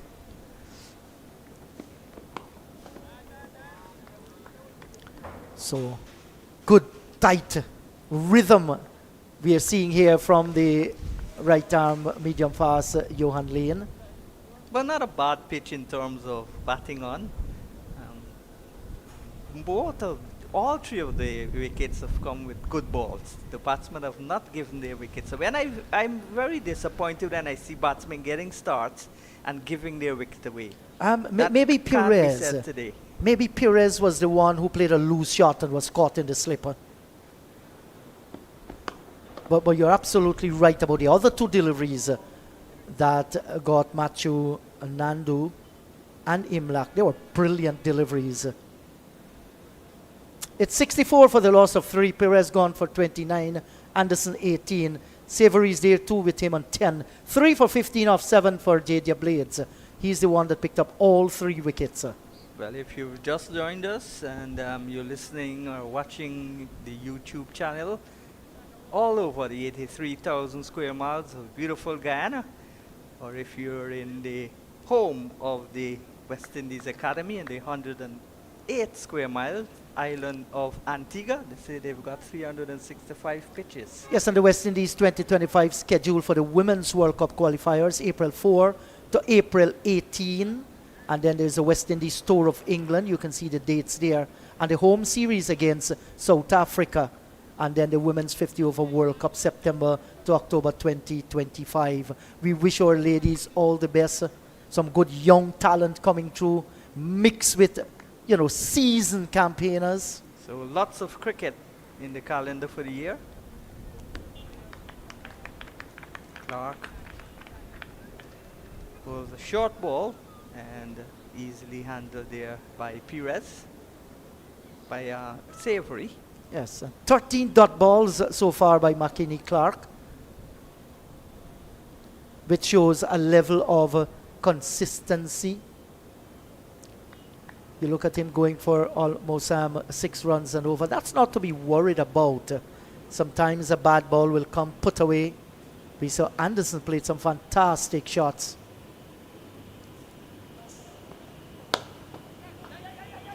Whoa, dived over it and is going to come down below the commentary box for 4. Pitched up almost on the full, and the left-handed Savory just came forward, a little bit of a push here. Look at that one, beating the bowler himself, trying to pull it down, and a diving effort did not bring it a save. He actually dived over the ball there. Yeah, and if you bowl slightly over pitched to Savory, he's going to come onto that front foot. He's a very exquisite driver, and he demonstrated that with that shot. Iron Bird, Sean, what a spectacular sight here. I always wonder how planes with iron fly. Yes, that has to do with intelligence, Yeah, engineering class, yeah, the aviation, entire aviation authority. Dark clouds still hovering. Those chaps are not looking nice at all towards the eastern part and the northeastern part. They look very heavy. And that will tell that a lot of condensation has happened there. And after that, it's going to be precipitation. The water molecules will definitely come. Kiskadee, one of the birds across Guyana. Do you have them, Basu, in Trinidad?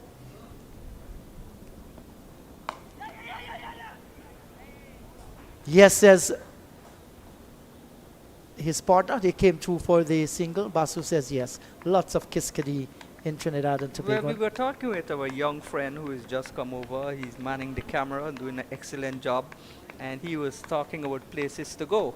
And we told him that ecotourism is now combined with sporting tourism. But that was the main tourism before sporting tourism and the advent of oil. You can go to the Amazon jungle and see the jaguars. Hope they don't bite him though. You're sending the man to see jaguars, and the man is afraid of insects. Kishav, hello to you, brother. One of our cameramen And here. he saw a big fly. You wonder, that's a fly? It's very big. Yeah. He's looking for places to go.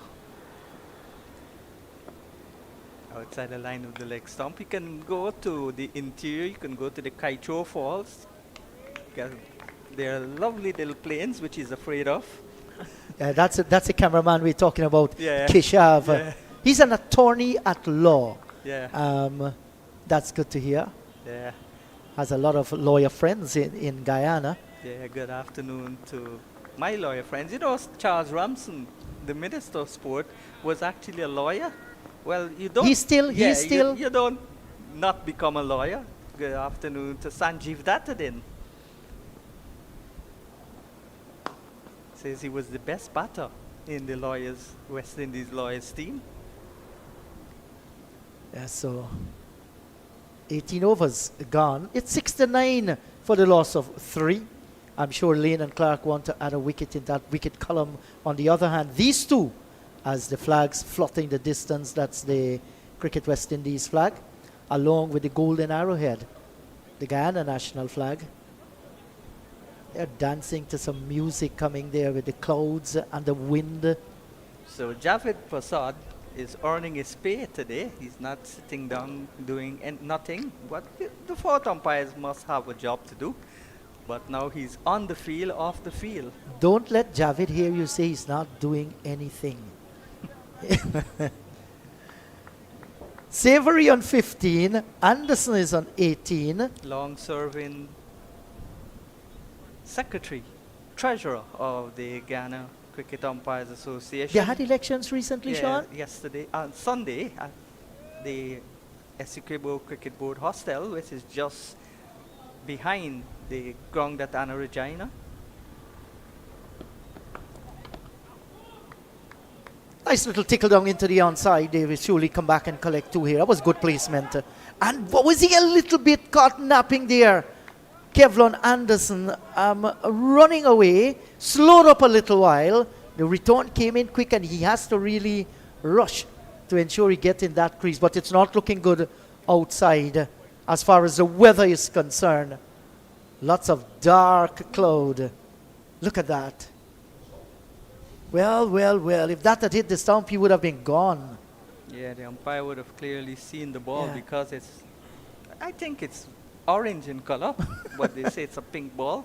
Yes, it is pink. That's a lapse in concentration from Anderson. And that's a little luck you were talking about, Sean, Yeah. just missing the stumps. Yeah, just. Good delivery again. That's a sharp, short, lifting delivery. Well bowled, well played by Kemal Savory. The two most experienced Harpy Eagles batters are out in the middle there. Nandu, 1. Perez, 29. And Imlach, the captain, 4. All back in the pavilion. Dismissed by blades.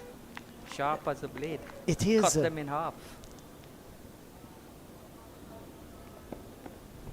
Oh boy, beaten all ends up the left-handed Savory. He was kind of zigzag with the bat as the ball whistled past it. Well bowled, Johan Lane. Yeah, tremendous spell from all of the fast bowlers on show today.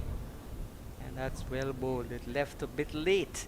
And that's what maybe induced him to try to play at it. Like a magnet, the ball, bringing the bat closer. Yes. And this is the period we were talking about as it gets a little bit later into the evening as well, where, you know, light will take over from darkness. Within that period, it can be very dangerous with the pink ball. Yeah, just about 5:30 Eastern Caribbean time. And I think, in Guyana. yes, and I think Sean Sir Clive Lloyd is going to feel particularly happy with the way the pitch is played so far. You have 3 young fast bowlers running in and getting good response from this pitch. Yes, and both of the pitches we've seen previously didn't play too badly. Not at all, there were results. Yeah, Runs scored. especially the first pitch. was Yes, and look at the really ground good staff. for They're batting. getting ready, and I think the umpires will be calling on the covers to come out.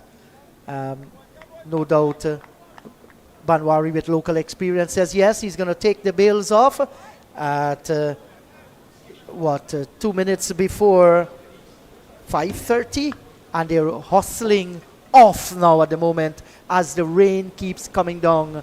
Yes, and you look at that out in the middle, it's not looking good. It's persistent raindrop and can get heavier as the groundsmen, well, they're running out in the middle with the wind getting under the tarpaulins there. That can be a little bit difficult. To look at the lights, they're on in all their glory here. 71 for 3, so they'll take an early tee. Well, some rains will be catching the pitch there as they struggle to get to that. because they all place for the curators to be was on that side. They're going to be building a modern facility for them. So in the meantime, they've got to go on the western half. The wind usually comes from the east, so that's going to be a big problem for them. But it will soon be ended when that spanking new building is erected. Yes, so as the tarpaulins get onto the pitch square to ensure the rains do not breach that, we can say to you that Kemal Savory is on 17, Kevlon Anderson on 18, 71 for the loss of 3. The Guyana Harpy Eagles winning the toss and opting to bat. Lane, none for 32 from his 7.5 overs or thereabout. The star of the bowler so far today has been Blades, picking up 3 wickets. He has picked up all 3 of the wickets. Yeah, Blades 7 overs, 3 maidens, 15 runs, 3 wickets. Lane 7.4 overs, 1 maiden, none for 32. And McKenny Clark 4 overs, 1 maiden, none for 23. Yeah, so that sharp shower rushed everybody off the outfield, and now it has just gone as though there was no rain in the last minute and a half. The drizzle has stopped, but the covers are on. We'll take a break from the National Stadium at Providence, and as soon as we're ready for you play, we'll be right back.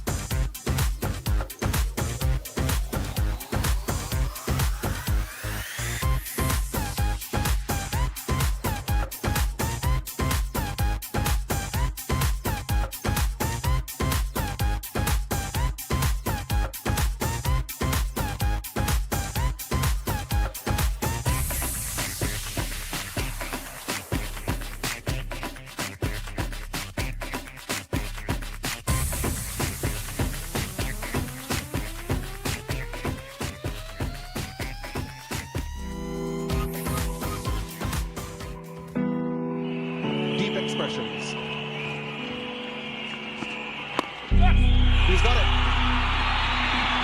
Nearly. Jimmy Adams finally gets 100.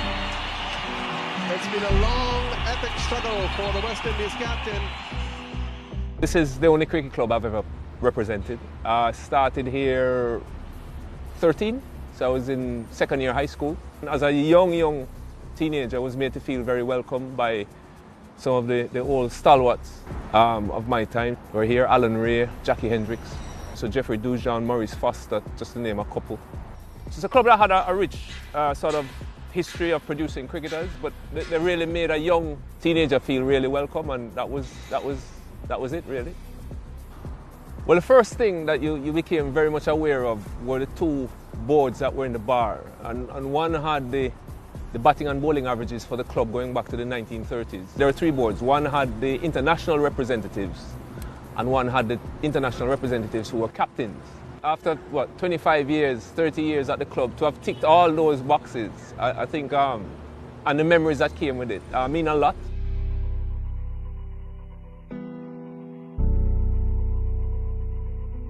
There was a rich mix of sort of generations here, and all of them really made me feel welcome and were very helpful over different periods in my career. And then just what the facility represented, it was the international ground, and over time I just became very familiar with it. Every blade of grass, I knew the wicket inside out.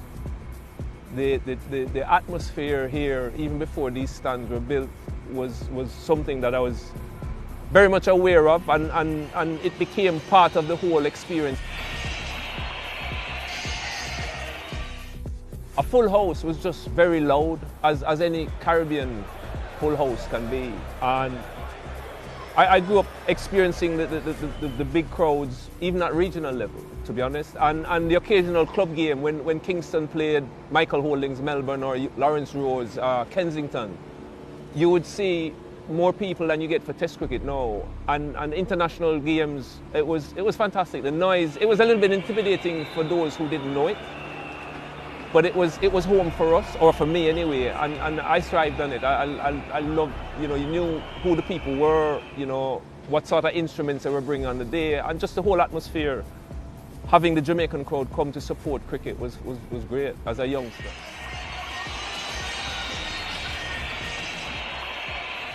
I guess the first Test match here would have been, that I played, would have been against England.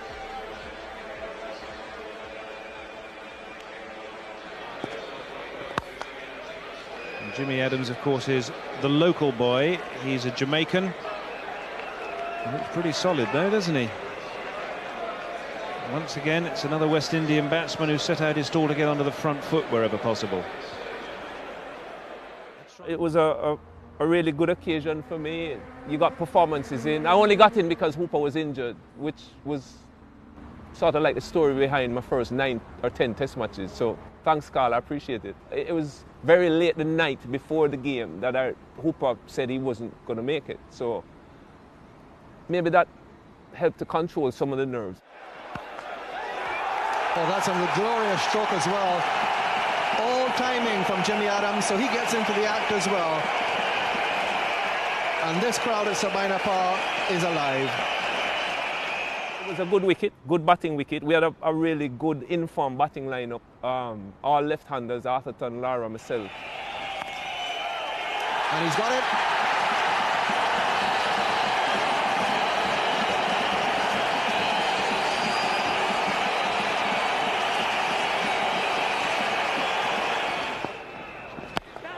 He's got it this time. Murray's out of the blocks, and an excellent and invaluable 50 for Jimmy Adams and the West Indies. You do it in front of your home crowd, to lift your bat for a Test 50 here, it was really, really special. I managed to get a 90-something.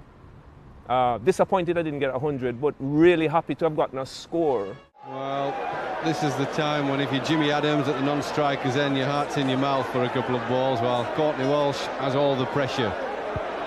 If you get out, you really have let your partner down. Oh, that's close too. And out, yes! Steve Buckner confirms that Courtney Walsh has gone. It's the last West Indies wicket to fall. Jimmy Adams will have to trudge his way off this field.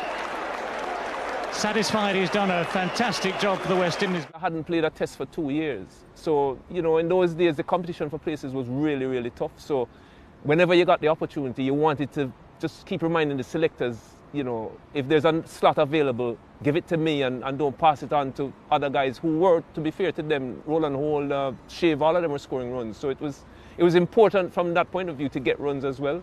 Would have been better if I got 100, but yeah, I'll take the 90. It could have been worse, you know. You hadn't scored a test century up until then, but you went straight from Jamaica and you did get that first test 100. Yeah, I got it in the second test in Guyana. Batted with Shiv for a good while in that. I think that was Shiv's first test match. And for me, it was good to finally get that load off my shoulders. You know, I knew what it felt like to wait a lot of years for the first class 100, and yeah, you'd been knocking around, you still weren't too sure about your spot in the team. So to get that 100, I was thinking, oh, well, even if Hooper came back, maybe there might be a place for both of us, which was significant for me. He's never made a test 100, that's the key. He'll learn to relax. If he makes one, his second one will come easier. That's it this time. Full toss from Salisbury. Adams puts it away. The first thing he acknowledges are his teammates in the dressing room. And a brilliant moment for Jimmy Adams. His first Test match 100, and it couldn't be more well deserved. Let's fast forward some years now. You came back to Sabina in 1999 against a powerful Australia team. That turned out to be an historic victory. Talk to us about that match. Well, first of all, context. We got skittled for 50 in Trinidad. Lara's neck is on the chopping block with the selectors on the board, and yeah, things weren't as great as they could have been.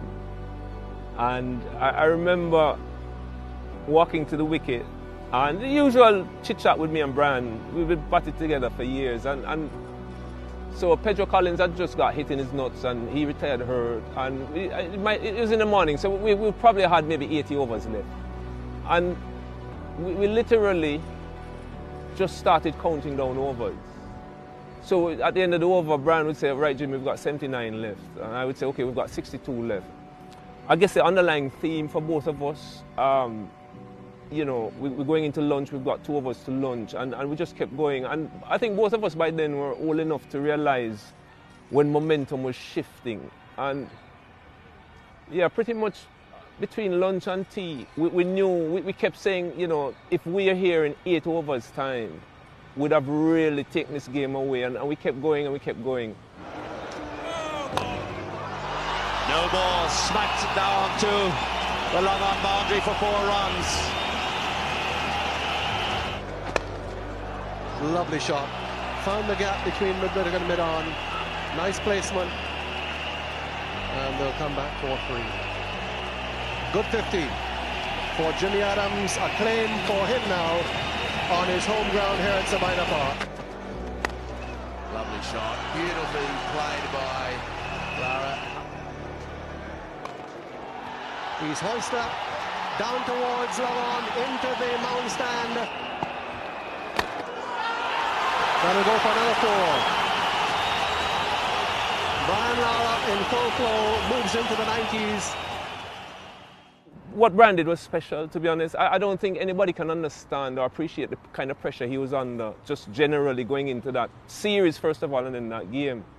Selfishly, to have gotten the bird's eye view of the innings at the other end was just the best seat in the house. I mean, I've seen Brian play some magnificent innings, right? But some of them, I didn't spend as much time with him in the middle as I did on that one. So to have been 22 yards or 20 yards away and sort of been a part of it. 150 not out. Well played by the West Indian captain. It was a huge day for West Indies cricket. We desperately needed something coming off the South Africa series and then that first test loss in Trinidad. So, yeah, I mean, the greatness of Brian, what can I say? And yeah, to be there and then to get that view of the innings was superb.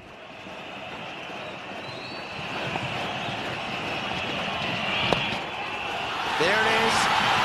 He has whipped it past mid-on, and Matthew Elliott's got to beat a lot of people helping him field the ball. So the umpire will give him 4 runs.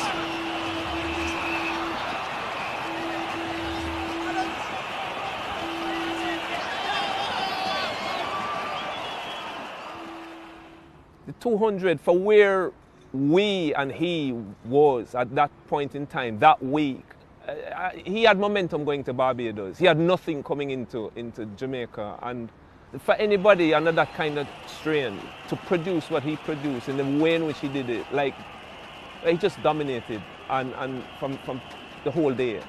And yeah, you're at the next end, I'll take the crumbs off the table, I'll be fine, you know what I mean? But it was great. It was great week for us here, and yeah, the crowd here was unbelievable as well. We always talk about the crowd at Sabina Park, but it was a full Sabina Park, and it just, you couldn't get away from the atmosphere that the crowd created here. It's fantastic. Coming back to Sabina Park a year after that as captain was very special for many reasons. One, to captain the West Indies obviously was a great honour for me, but to get the chance to do it here at home, where I'd learned the game at Sabina Park, which was my own club, and you literally could pick out hundreds of faces in the crowd that you knew personally going back many years. And I remember batting, friends of mine saying, Jimmy, you must have set some world record to bat 3 days for 100. He's got it. Barely. Jimmy Adams finally gets 100. It's been a long, epic struggle for the West Indies captain.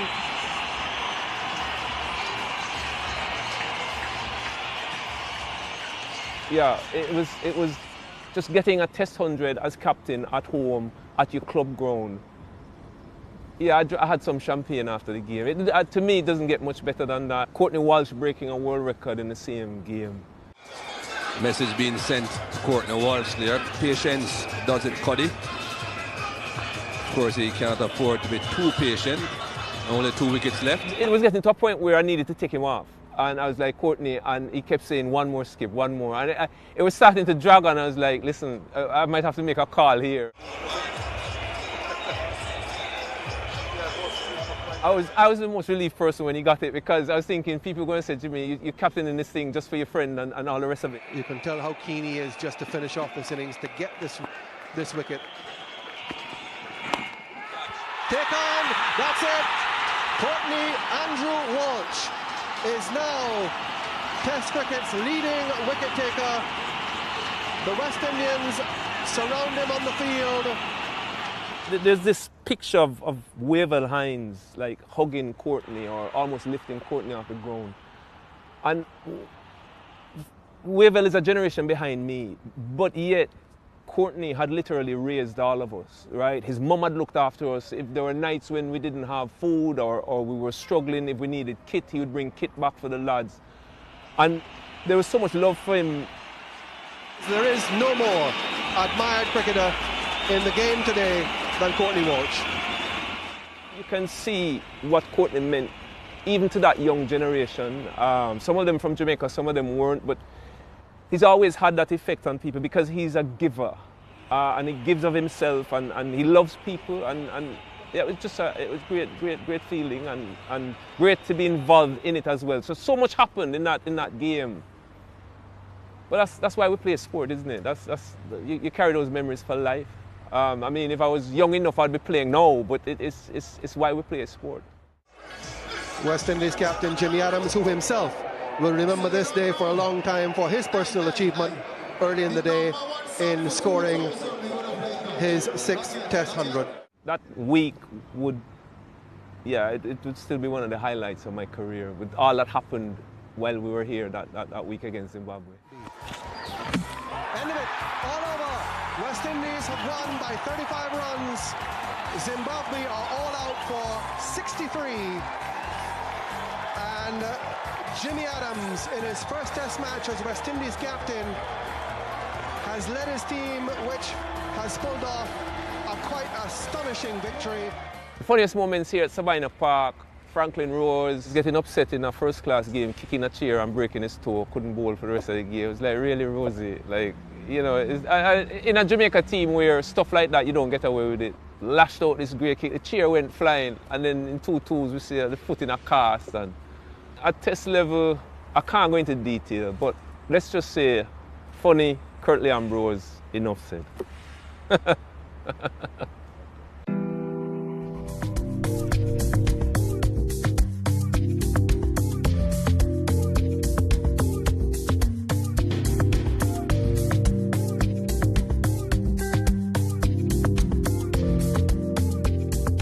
2024, the year of Amir Jangoo. 500 runs in the first class season, most runs at this year's Super 50. Now he finds himself sitting here in St. Kitts ahead of the One Day International Series. Amir, this must be special. What makes it special to wear that emblem? It's everything I've dreamed of. Obviously, growing up, the only reason I started playing cricket was watching West Indies cricket. So a dream come true, and I just can't wait to get going.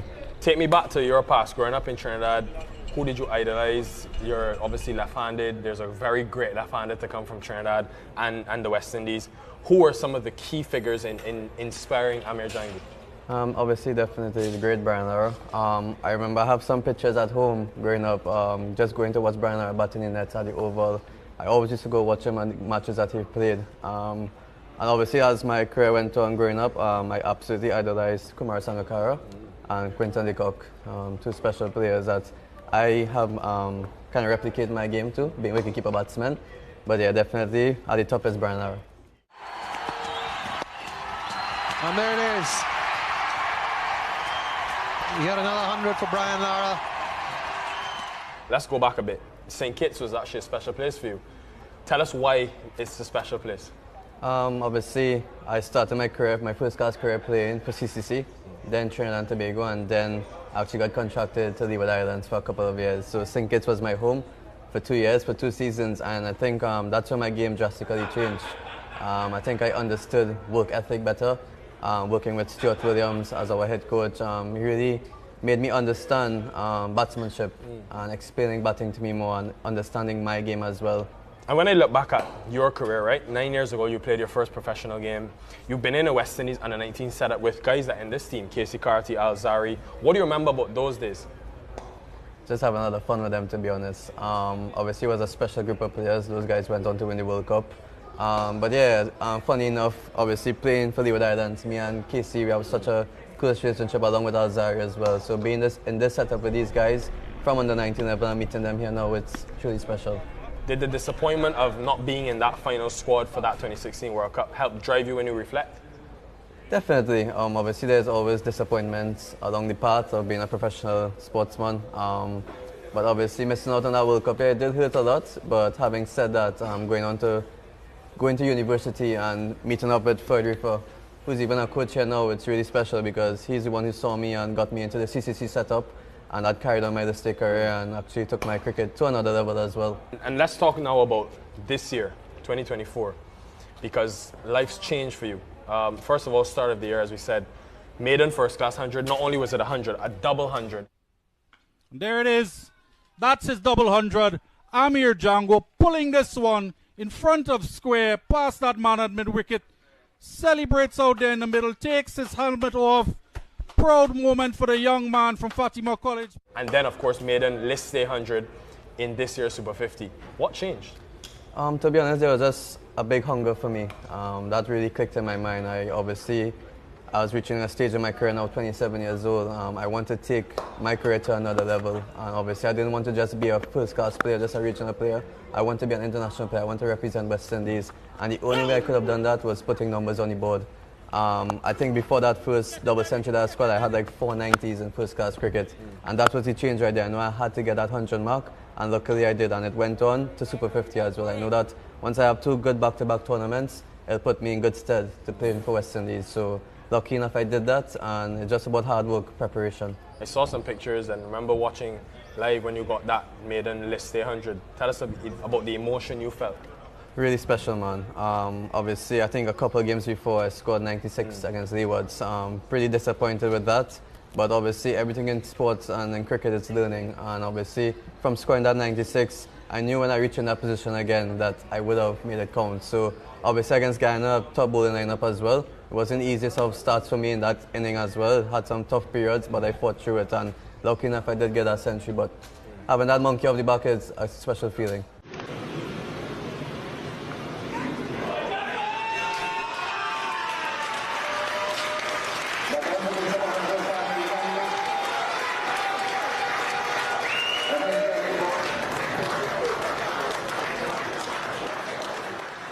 Let's talk about that crest. Now you're in the West Indies shirt. When you got the call, where were you? I was actually not about to shower.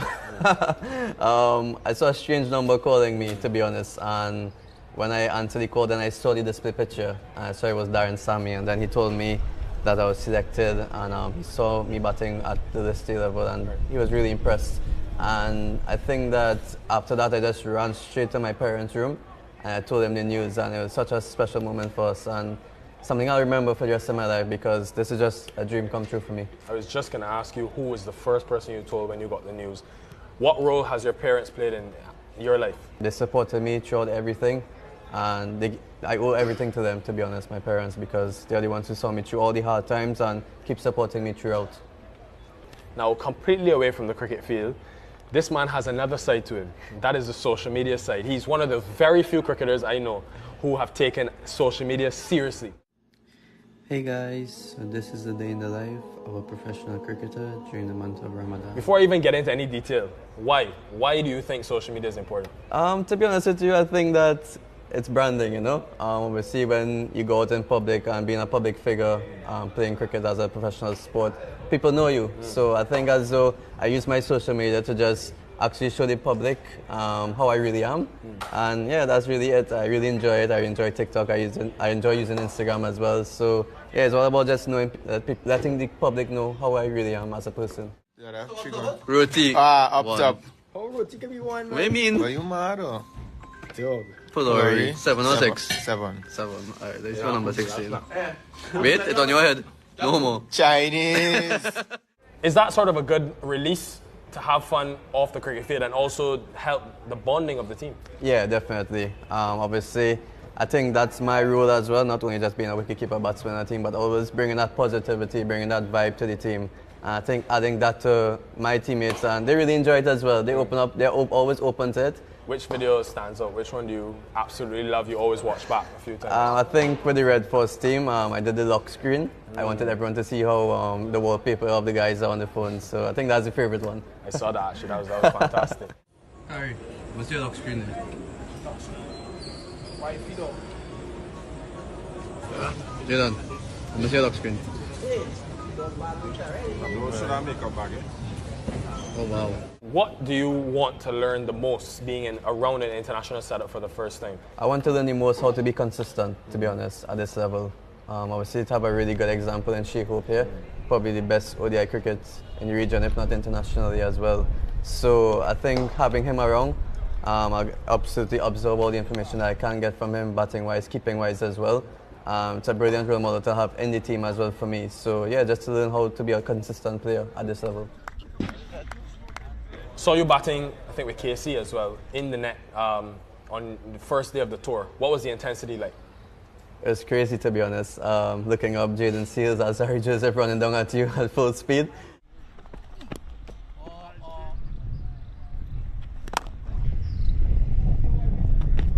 I'm always up for the challenge. I really enjoy it. But yeah, that was a crazy experience, but I really, really enjoy it. And obviously at this level, that's the norm now. So just about getting accustomed to it and enjoying every moment. I heard they had a few words to say as well. Jaden, I know you're very close to. So how does that friendship evolve in the net and then almost go back to being friends outside of it? It's crazy, man, because me and Jaden, we're really close off the field. But as soon as we step on the field with each other, we're always at it. It's always a battle.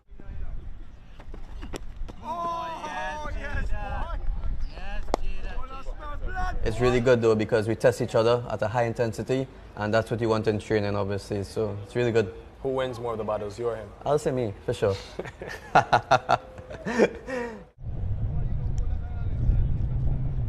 When you look back on your career, maybe 10, 15 years, how would you like it to be remembered? I'd like to be one of the best batsmen to come out of the region, to be honest. Obviously, it's a dream come true being at this level, but at the same time, I just want to keep taking my legacy more and more. This is just the beginning for me, Why do you believe you can do it? Because I feel as though I have that self-belief now. I think looking back, as you said, 10 years ago, the self-belief probably wasn't there as well. But as I said, like, something just clicked to me, and I just have that hunger now to go to the highest level, which I am now, but it's about dominating as well. So I firmly believe that I can do that. All about preparation, all about putting in the hard work, and as well as being a humble person as well. The journey began in Trinidad, it stopped here in St. Kitts, went back to Trinidad, and at life. Full circle, we're right back here at Warner Park. Amir, all the best. We're excited to see what you can produce and enjoy it. Thank you very much, man. Appreciate it. Cheers. As we embark on the 2025 edition of the West Indies Championship, I want to extend my best wishes to all the teams, players and support staff as they prepare for what promises to be an exciting and competitive season. This year holds special significance as we celebrate 60 years since the West Indies Championship was first held, then known as the Shell Shield. Over the past 6 decades, the tournament has been the bedrock of cricket development in our region, producing legends who have graced the international stage and inspired countless fans.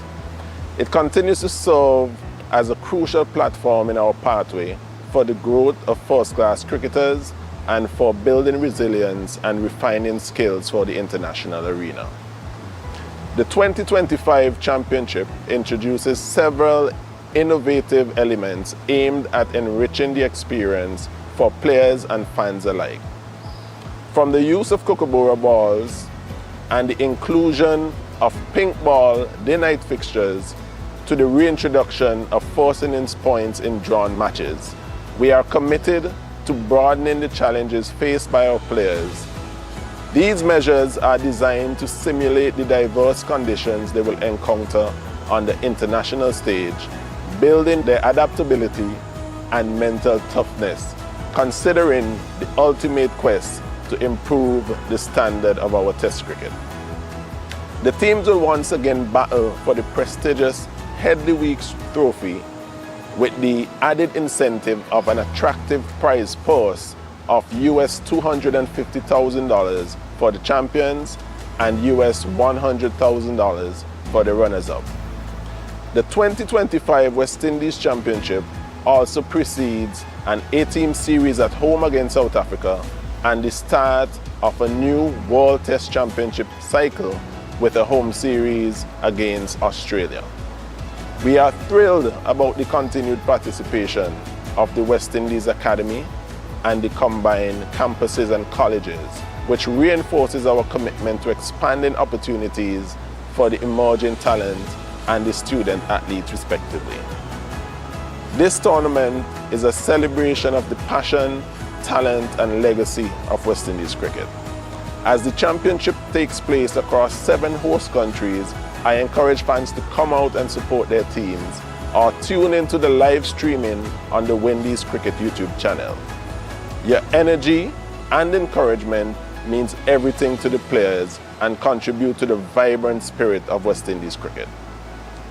So, may this season be filled with thrilling performances, new milestones, and the discovery of future stars. The West Indies Championship, where legends are made.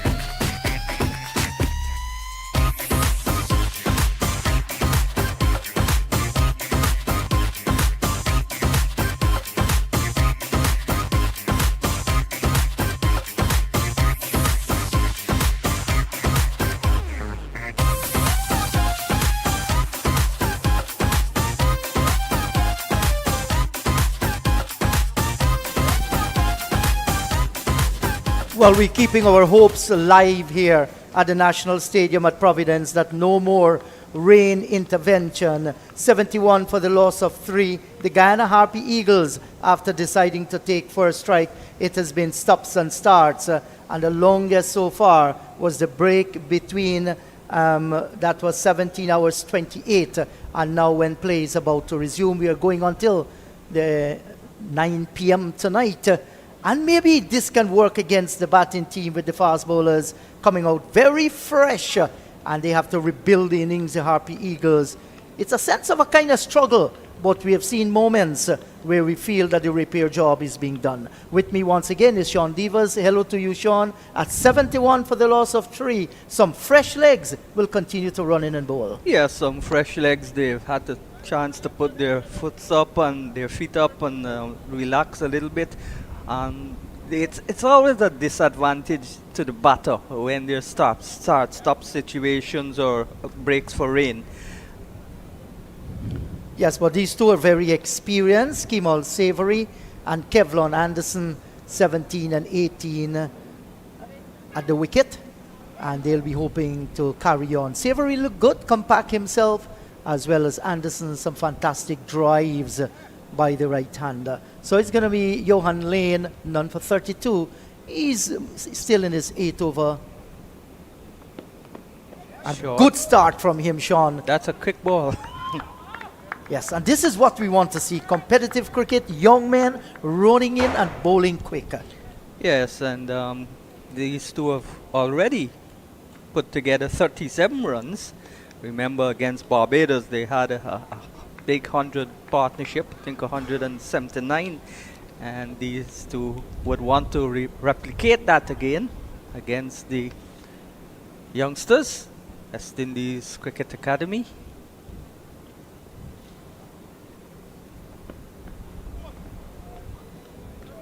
Another short lifting delivery. This has brought the over to an end.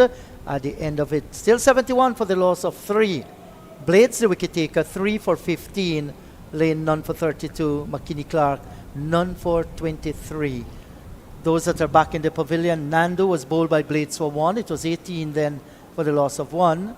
And then Imlach, LBW Blades, 4, 31 for 2.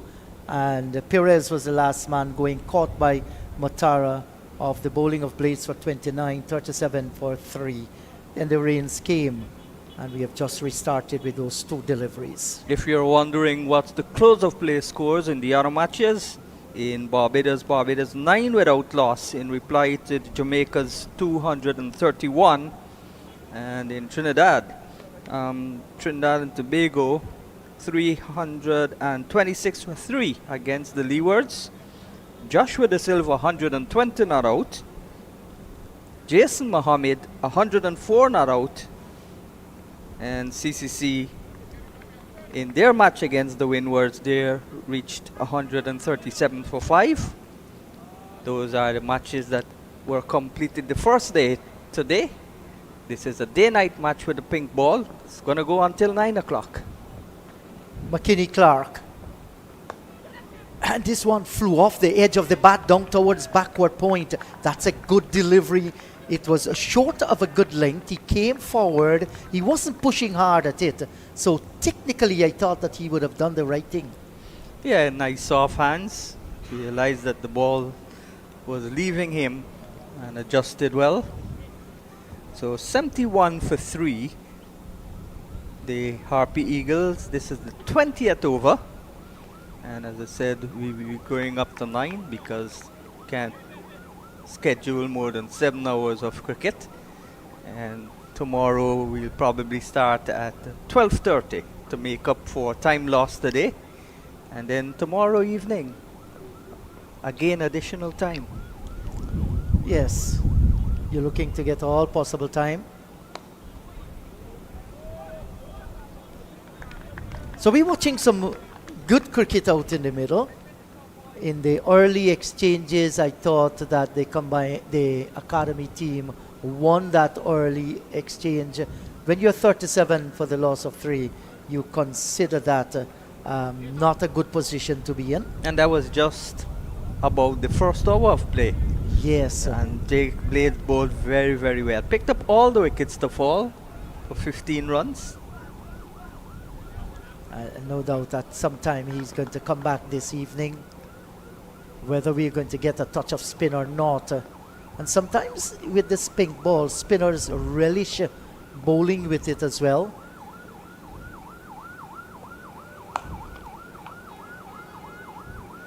But with the rain and the dew and the varnish on the ball, it's not a very old ball, so there will be still some varnish on it. It's going to be a bit difficult for the spinners to get a grip of it. Yes, well, what happens actually if you look at, international cricket, test cricket, where the pink ball is being used, even in regional 4-day cricket, not lots of bite and turn. What spinners tend to do is to use the sheen of the ball to get it to skid on, right? And in conditions like this, you never know what can happen as well. But I do agree with you. The main thing, gripping it nicely with your wrist and holding it, that dew level will definitely come into effect. And especially without the dew, there's additional wetness in the rain. Yes. In normal conditions, when there's no rain, there's still dew. Good. You look out in the middle there, the guys of the ground staff did a great job. Yeah, wonderful job. Yeah. They had a lot of work tonight. They might be at double pay. And I understand the double pay now is not under the tax. Yes. Yeah. Overtime. Yeah.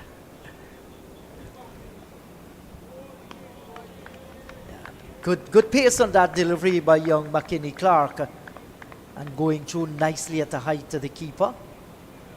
Kevlin Anderson, one of two batters from Guyana to score hundreds, himself and Imlach. And, well, of course, Savory, who's there with him, had the unfortunate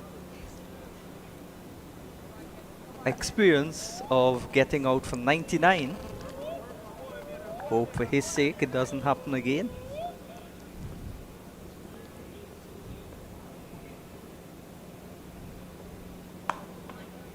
And Sean, there's a huge difference between that 100 and 99.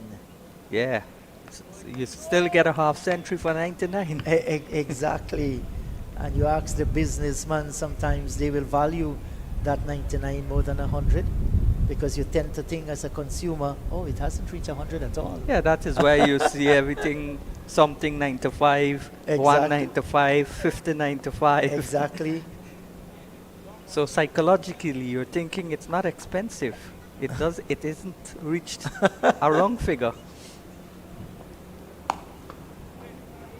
Now he's as solid as a rock, Kevlin Anderson. 71 for the loss of 3. Yeah, 7-1 for 3. Quiet restart from the Guyanese. The bowlers would want to make at least 2 inroads before the night is out.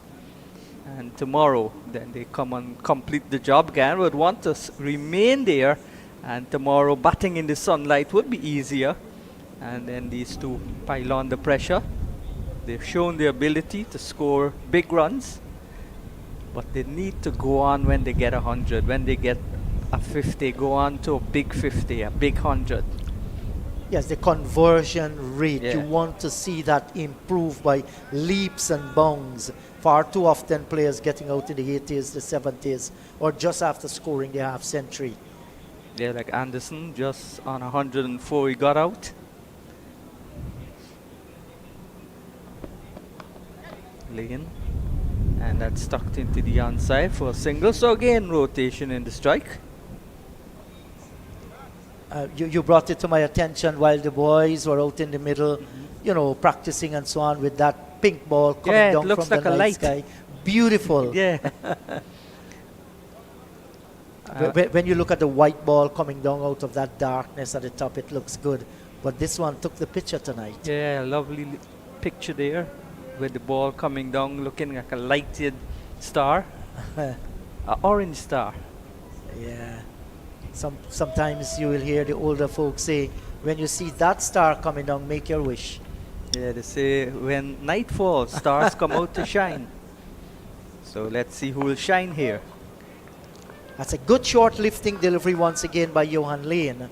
Nothing to put away. Has to be patient though. Keep doing just that. And the tagline for this tournament is where stars are born. So whoever shines tonight will no doubt be a future star. A legend. Yeah. Where legends are made. Yeah, where legends are made.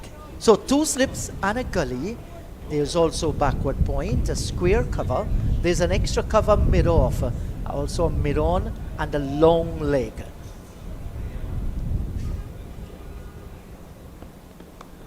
Short cut, there's a shout of catch it. He's not going to get that one. Down towards the third man boundary for 4. Had enough on it to fly over the top of the gully and down to the boundary. Another fortuitous boundary off the top edge of the bat and just out of the leaping, away from the leaping fielder at gully, or a wide 4th slip. Yeah, that's Joshua Bishop in that position. Made a valiant effort, leapt into the air, couldn't pull it down. But they say when you go at it, Sean, you go at it hard. Yeah. And fortunately for him, there's nobody at third man, so he can go hard. Wrapped on the pad is a loud shot, gone the LBW there, Kevlon Anderson. Well, he trotted forward, looked to play the expansive flick shot, missed it completely, and the ball crashed into the pad and given out LBW. We look at this one on the replay. It's a full delivery, good decision by the umpire. He's a goner from the time he missed it. Well. 76 for the loss of 4. And the academy, they have gotten the breakthrough they're looking for. Anderson in top form. He's coming back to the pavilion. That's a huge blow. Yes, a huge blow. They've got the back. They've seen the back of Imlach. Now they've seen the back of the other Centurion for this season, Anderson.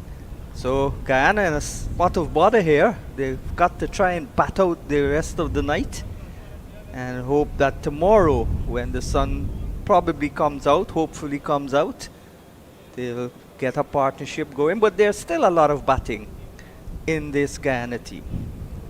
Yes, it is a very strong batting lineup. We would have seen in the last 2 games. Kevin Sinclair is walking out in the middle. There's Ronaldo Ali Mohammed yet to come. He's a very, very fine all-rounder. Picked up wickets, score runs. There's also Moti, who is back in the team. So it's a strong batting lineup, but you have lost 4 wickets. There are going to be some nerves out in the middle there. And especially when you come up against some good young fast bowlers who are willing to run in, and make things happen. Remember in 2003, we were doing commentary at the, what's the name of the ground? In Trinidad? That's what you're talking about. When Moti got 100, Vishal Singh got 100 in that same game. I can't remember. Was I there? Yes, you were there. You and John Ram Singh and me. Yeah. So. Well, that could have been Diego Martin, right? Yeah, Diego Martin. Yeah, right. He got 100 there. Yes, we were there. So you can bat. Moti got a first class 100. This is outside the line of the off stump. First delivery to Sinclair.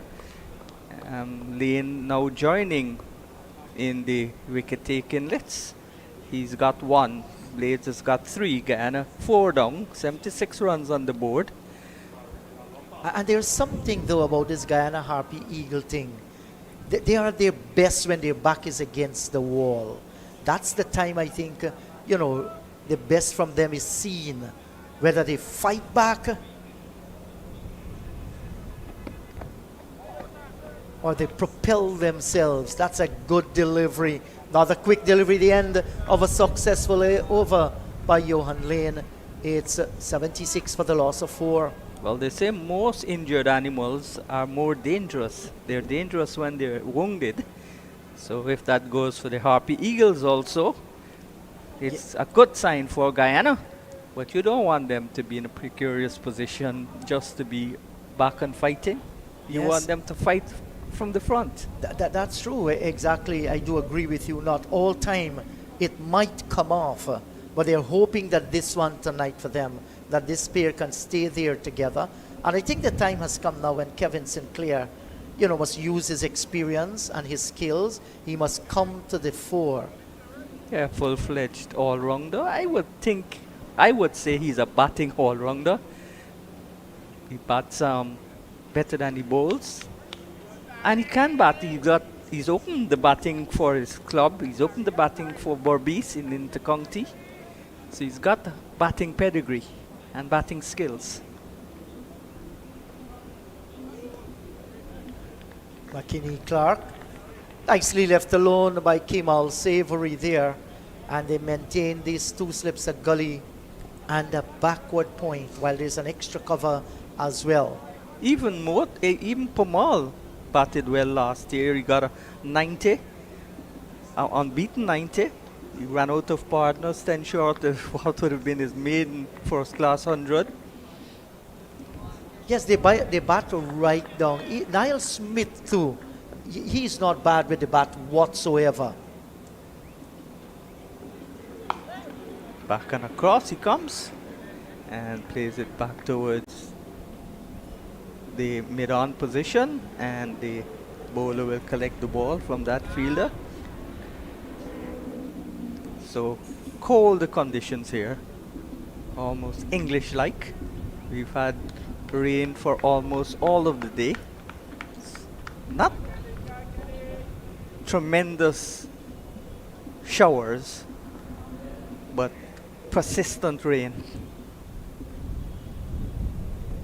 There's enough rain to send the players scampering off, and once they leave in those conditions, they can't return until it's totally cleared up. Yeah, you can start in good conditions and you can play on in rain, but you can't do the other way around.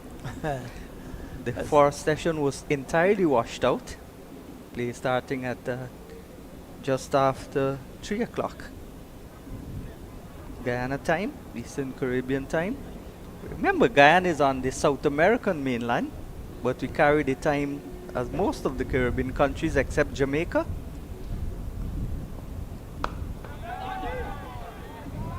Oh, that's a good delivery. One that is straight on the line of maybe the middle and the leg, and Savory was across it and defended nicely.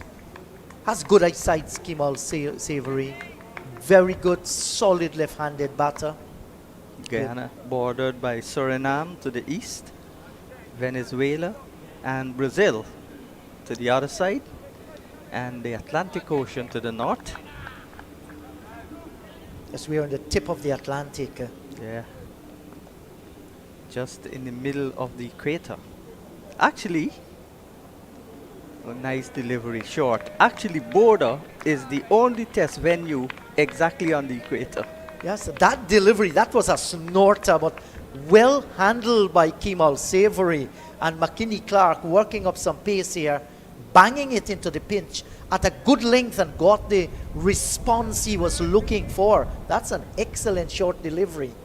Yeah, on the short side, Kemal Savory.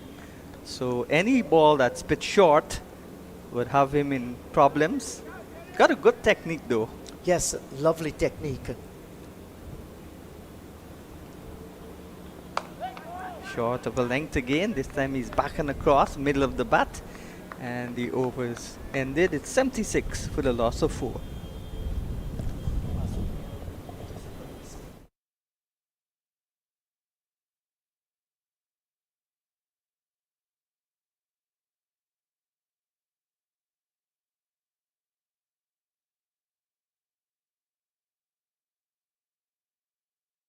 Stars in the sky. Hopefully there'll be stars on the ground. Future stars. Many people would have thought the match would have ended for today, and there hardly anybody in the stands. Cold, windy Wednesday night here in Georgetown, Guyana, a ground which is about 10 minutes drive from the capital.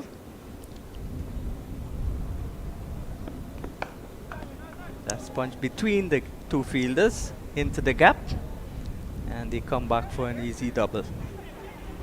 That was a good looking shot. Looks a picture there, Kevin Sinclair standing tall on the back foot and punching it.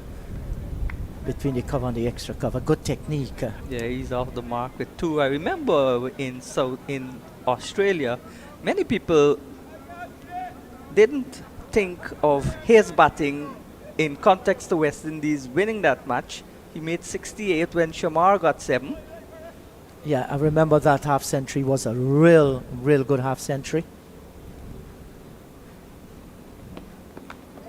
Wow, look at that one there. Could have easily chopped it onto the off stump there. He was in 2 minds. Did not pick up the length of the delivery. And Sean, once you miss the length, well, then you just can't judge the bounce. Yeah. Look at that. Could have easily gone onto the stumps. Well bowled again. You think he's seeing the pink ball as well as he could have with the red ball in the day? I'm not certain. I just don't want to vouch for it.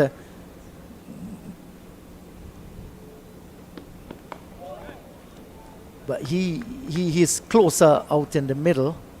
He very well will be seeing it to pick it up. I think the only problem is when the ball begins to sway. Wobble away. Yes, that creates a problem. And this is the ideal time for that to happen on the lights in the night time with the air getting a little thinner. As Trinidad and Tobago, Red Force, they batted the pink ball. I think their first game was a day-night encounter and they scored a massive 500 and a little bit above that. Yeah, that's the game that Jason Holder got his first century. Jason Mohammed. Jason Mohammed. Right. Yeah, got his first century of the tournament. And he went on to get 2 more. Start-stop situation there as he explored the possibility of a single, just back and across, pushed it into the offside, was looking for a single. It was never there. Yeah, but the makers of the pink ball, especially the color, what they claim is that it contrasts nicely with the white cloth during the night. Yes, and maybe that's the reason why they've gone for the color. And they said the contrast between the white and the pink works well. Well, he's seeing it well. That was a quick delivery, making a lot of height too. And Savory shoulders arms and walks away. There's another thing to the pink ball in comparison with the red ball. It has a little higher seam. And because of that little higher seam, which is a little wider as well, it tends to swing a lot once the conditions are right. And these conditions are right for that. Yeah, the pink ball and the white ball will swing, but the white ball will only swing for a certain amount of time. This is a good ball again, making a little bit of height. So true, and closer to the off stump as well. 79 for the loss of 4. In case you've just joined us, wherever you are, whatever you're doing, eating your dinner in Berbice, in Essequibo, in Demerara, in the Antigua, country of the island of Antigua, with 365 beaches. How many beaches you've been to in Antigua? I've never gone to Antigua to do cricket. I've gone to quite a few of the islands around the region. I stayed in Antigua overnight en route to Jamaica. So you came out of the plane? Yes, one night I spent there. Well, you could have gone to a beach. Another over started, and this is Clark pushing the batter on the back foot. That was good old days traveling the Caribbean en route to Jamaica and Jolly Beach International. Beautiful beach there at the side. Yeah, well, Liat made me see a lot of hotels that I would not have seen because they always were delayed. And they said if you were delayed, you stay at the hotel for the night free.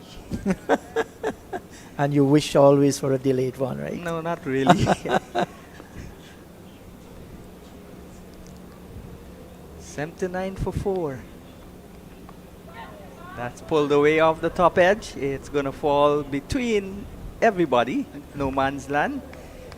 Again, not picking up the length and the line properly. Looking to pull a ball that got big on him.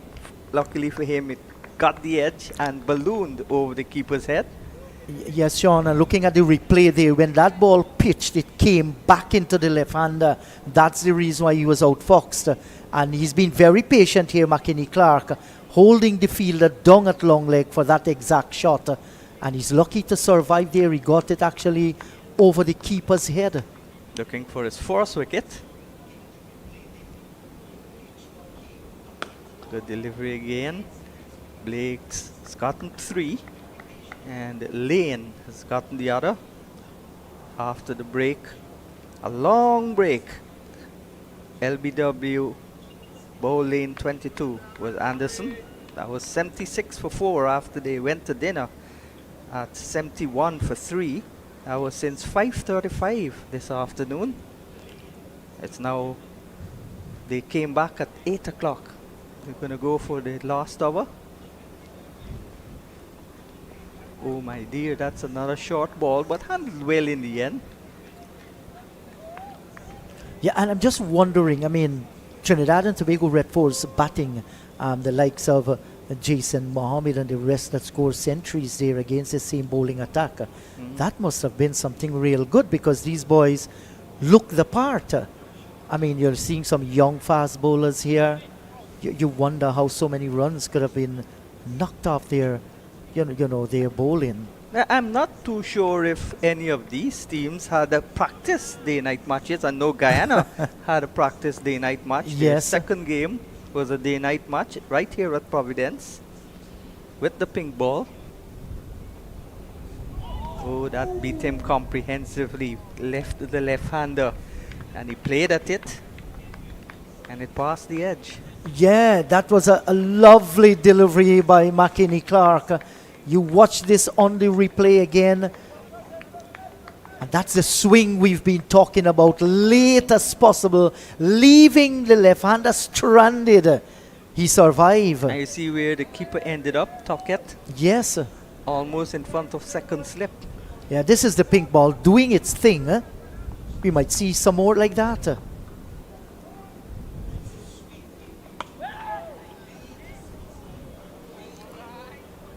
82 for the loss of 4.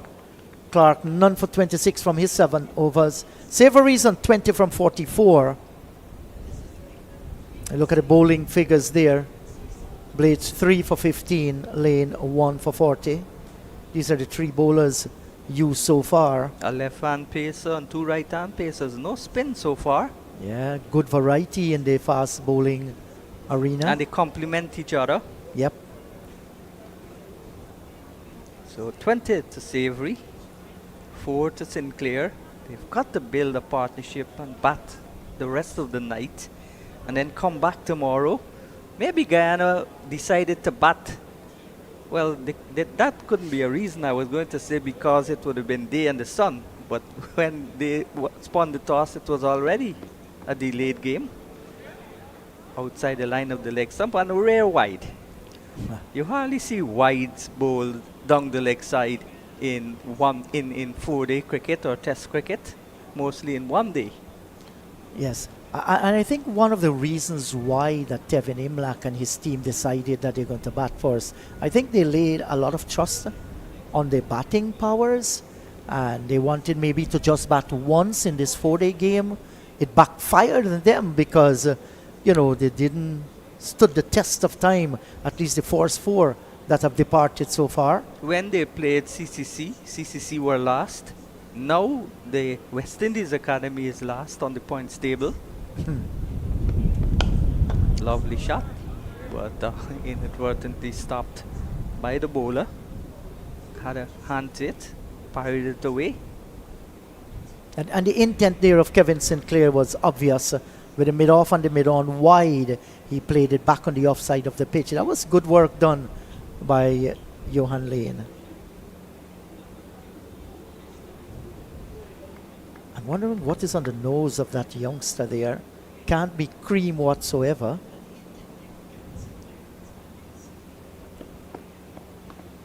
Left alone by Sinclair.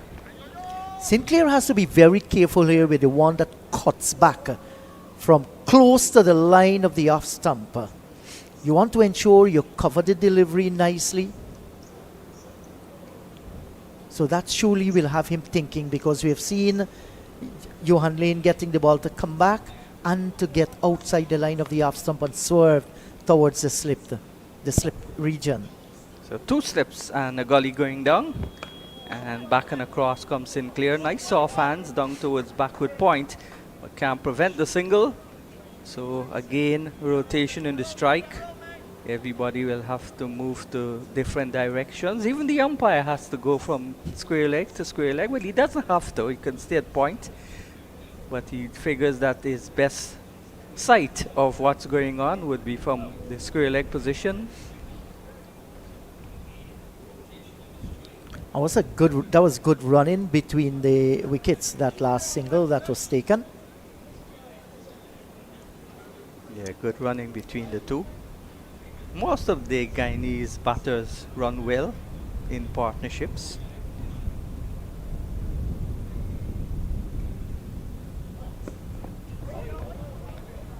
I had no problem getting under that one. Was a quick delivery, but was way over his head.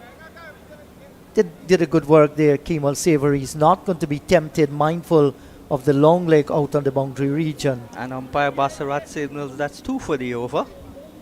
So you can't bowl another one.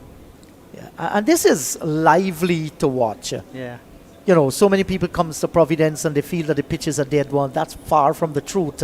I think we have gotten good pitches here. And this is an improved surface that we are seeing.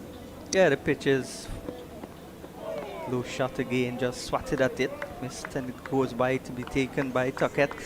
The ICC mandated that pitches all over the Caribbean be resurfaced for the World Cup, and that maybe was a good thing. Misjudged the line of the delivery badly there, Kemal Savory. Has to be patient. Work towards a team plan.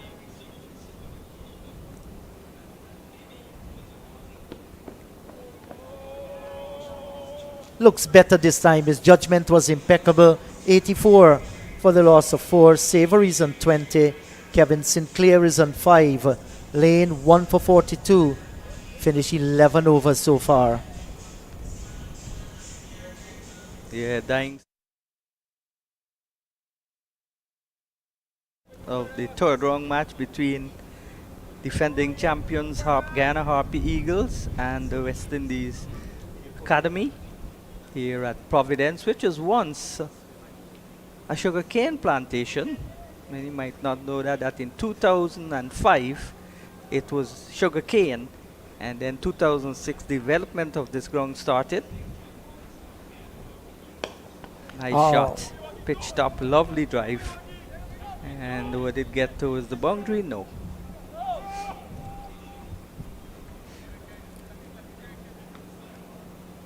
So in 2007, when the World Cup was here, the ground was completed, and Saporji Polonji from Trinidad did the pitch.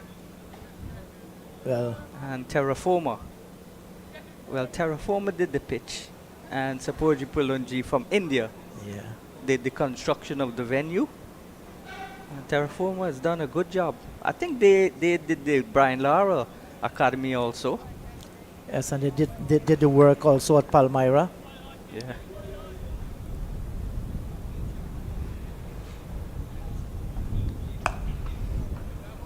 Expect all of the new stadiums in Guyana to be just like this in terms of drying quickly. And I think Teddy Bishop has a very good field here. 2 slips the gully, there's a square cover, short cover, extra cover, and a wide mid-off. Where do you get a single there? You have to really pick the gap with some force before you can look for a boundary or a single through that area. So McKinney Clark will not want to stray on the leg stump, because if he stray on the leg stump, could be flicked through the forward square area, down through backward square. Wide acres of real estate on the onside. There's just 2 men there, one at mid-on and one almost opposite at long leg. So his line has got to be impeccable. As you said, he can't afford to stray on the line of the leg stump like he did a couple of balls before. So that's general feeling out there. The plan with this kind of feel is that if we can contain them from scoring runs, well, then they will have to find new shots, find different avenues in which to score the run, so that you're taking a higher risk in scoring runs. Yeah, they shouldn't think about too much about scoring runs, just remain there. Less than half hour to go on the opening night. This is on the line of the leg stump, bad line. And luckily for him, he flicked straight to the field at long leg. And he got a single, so 86 now for 4. They're scoring at a nice run rate, 3.41. Taking into context the start-stop situations, they had to start over. When they got into a groove, the rain came down and then they had to go off, they had to come back. But this is a real good partnership here in the making. Yes, it's just begin to grow. This partnership must be led by Kemal Savory so far. Their equipment is doing a fine job, 20 from 47. Ball's face now is of no interest. It's preservation of his wicket out in the middle. Might have come off the pad. Little clip. And the over is completed. And the rain is down again. So the fielders are hustling off the field. The batters are coming off.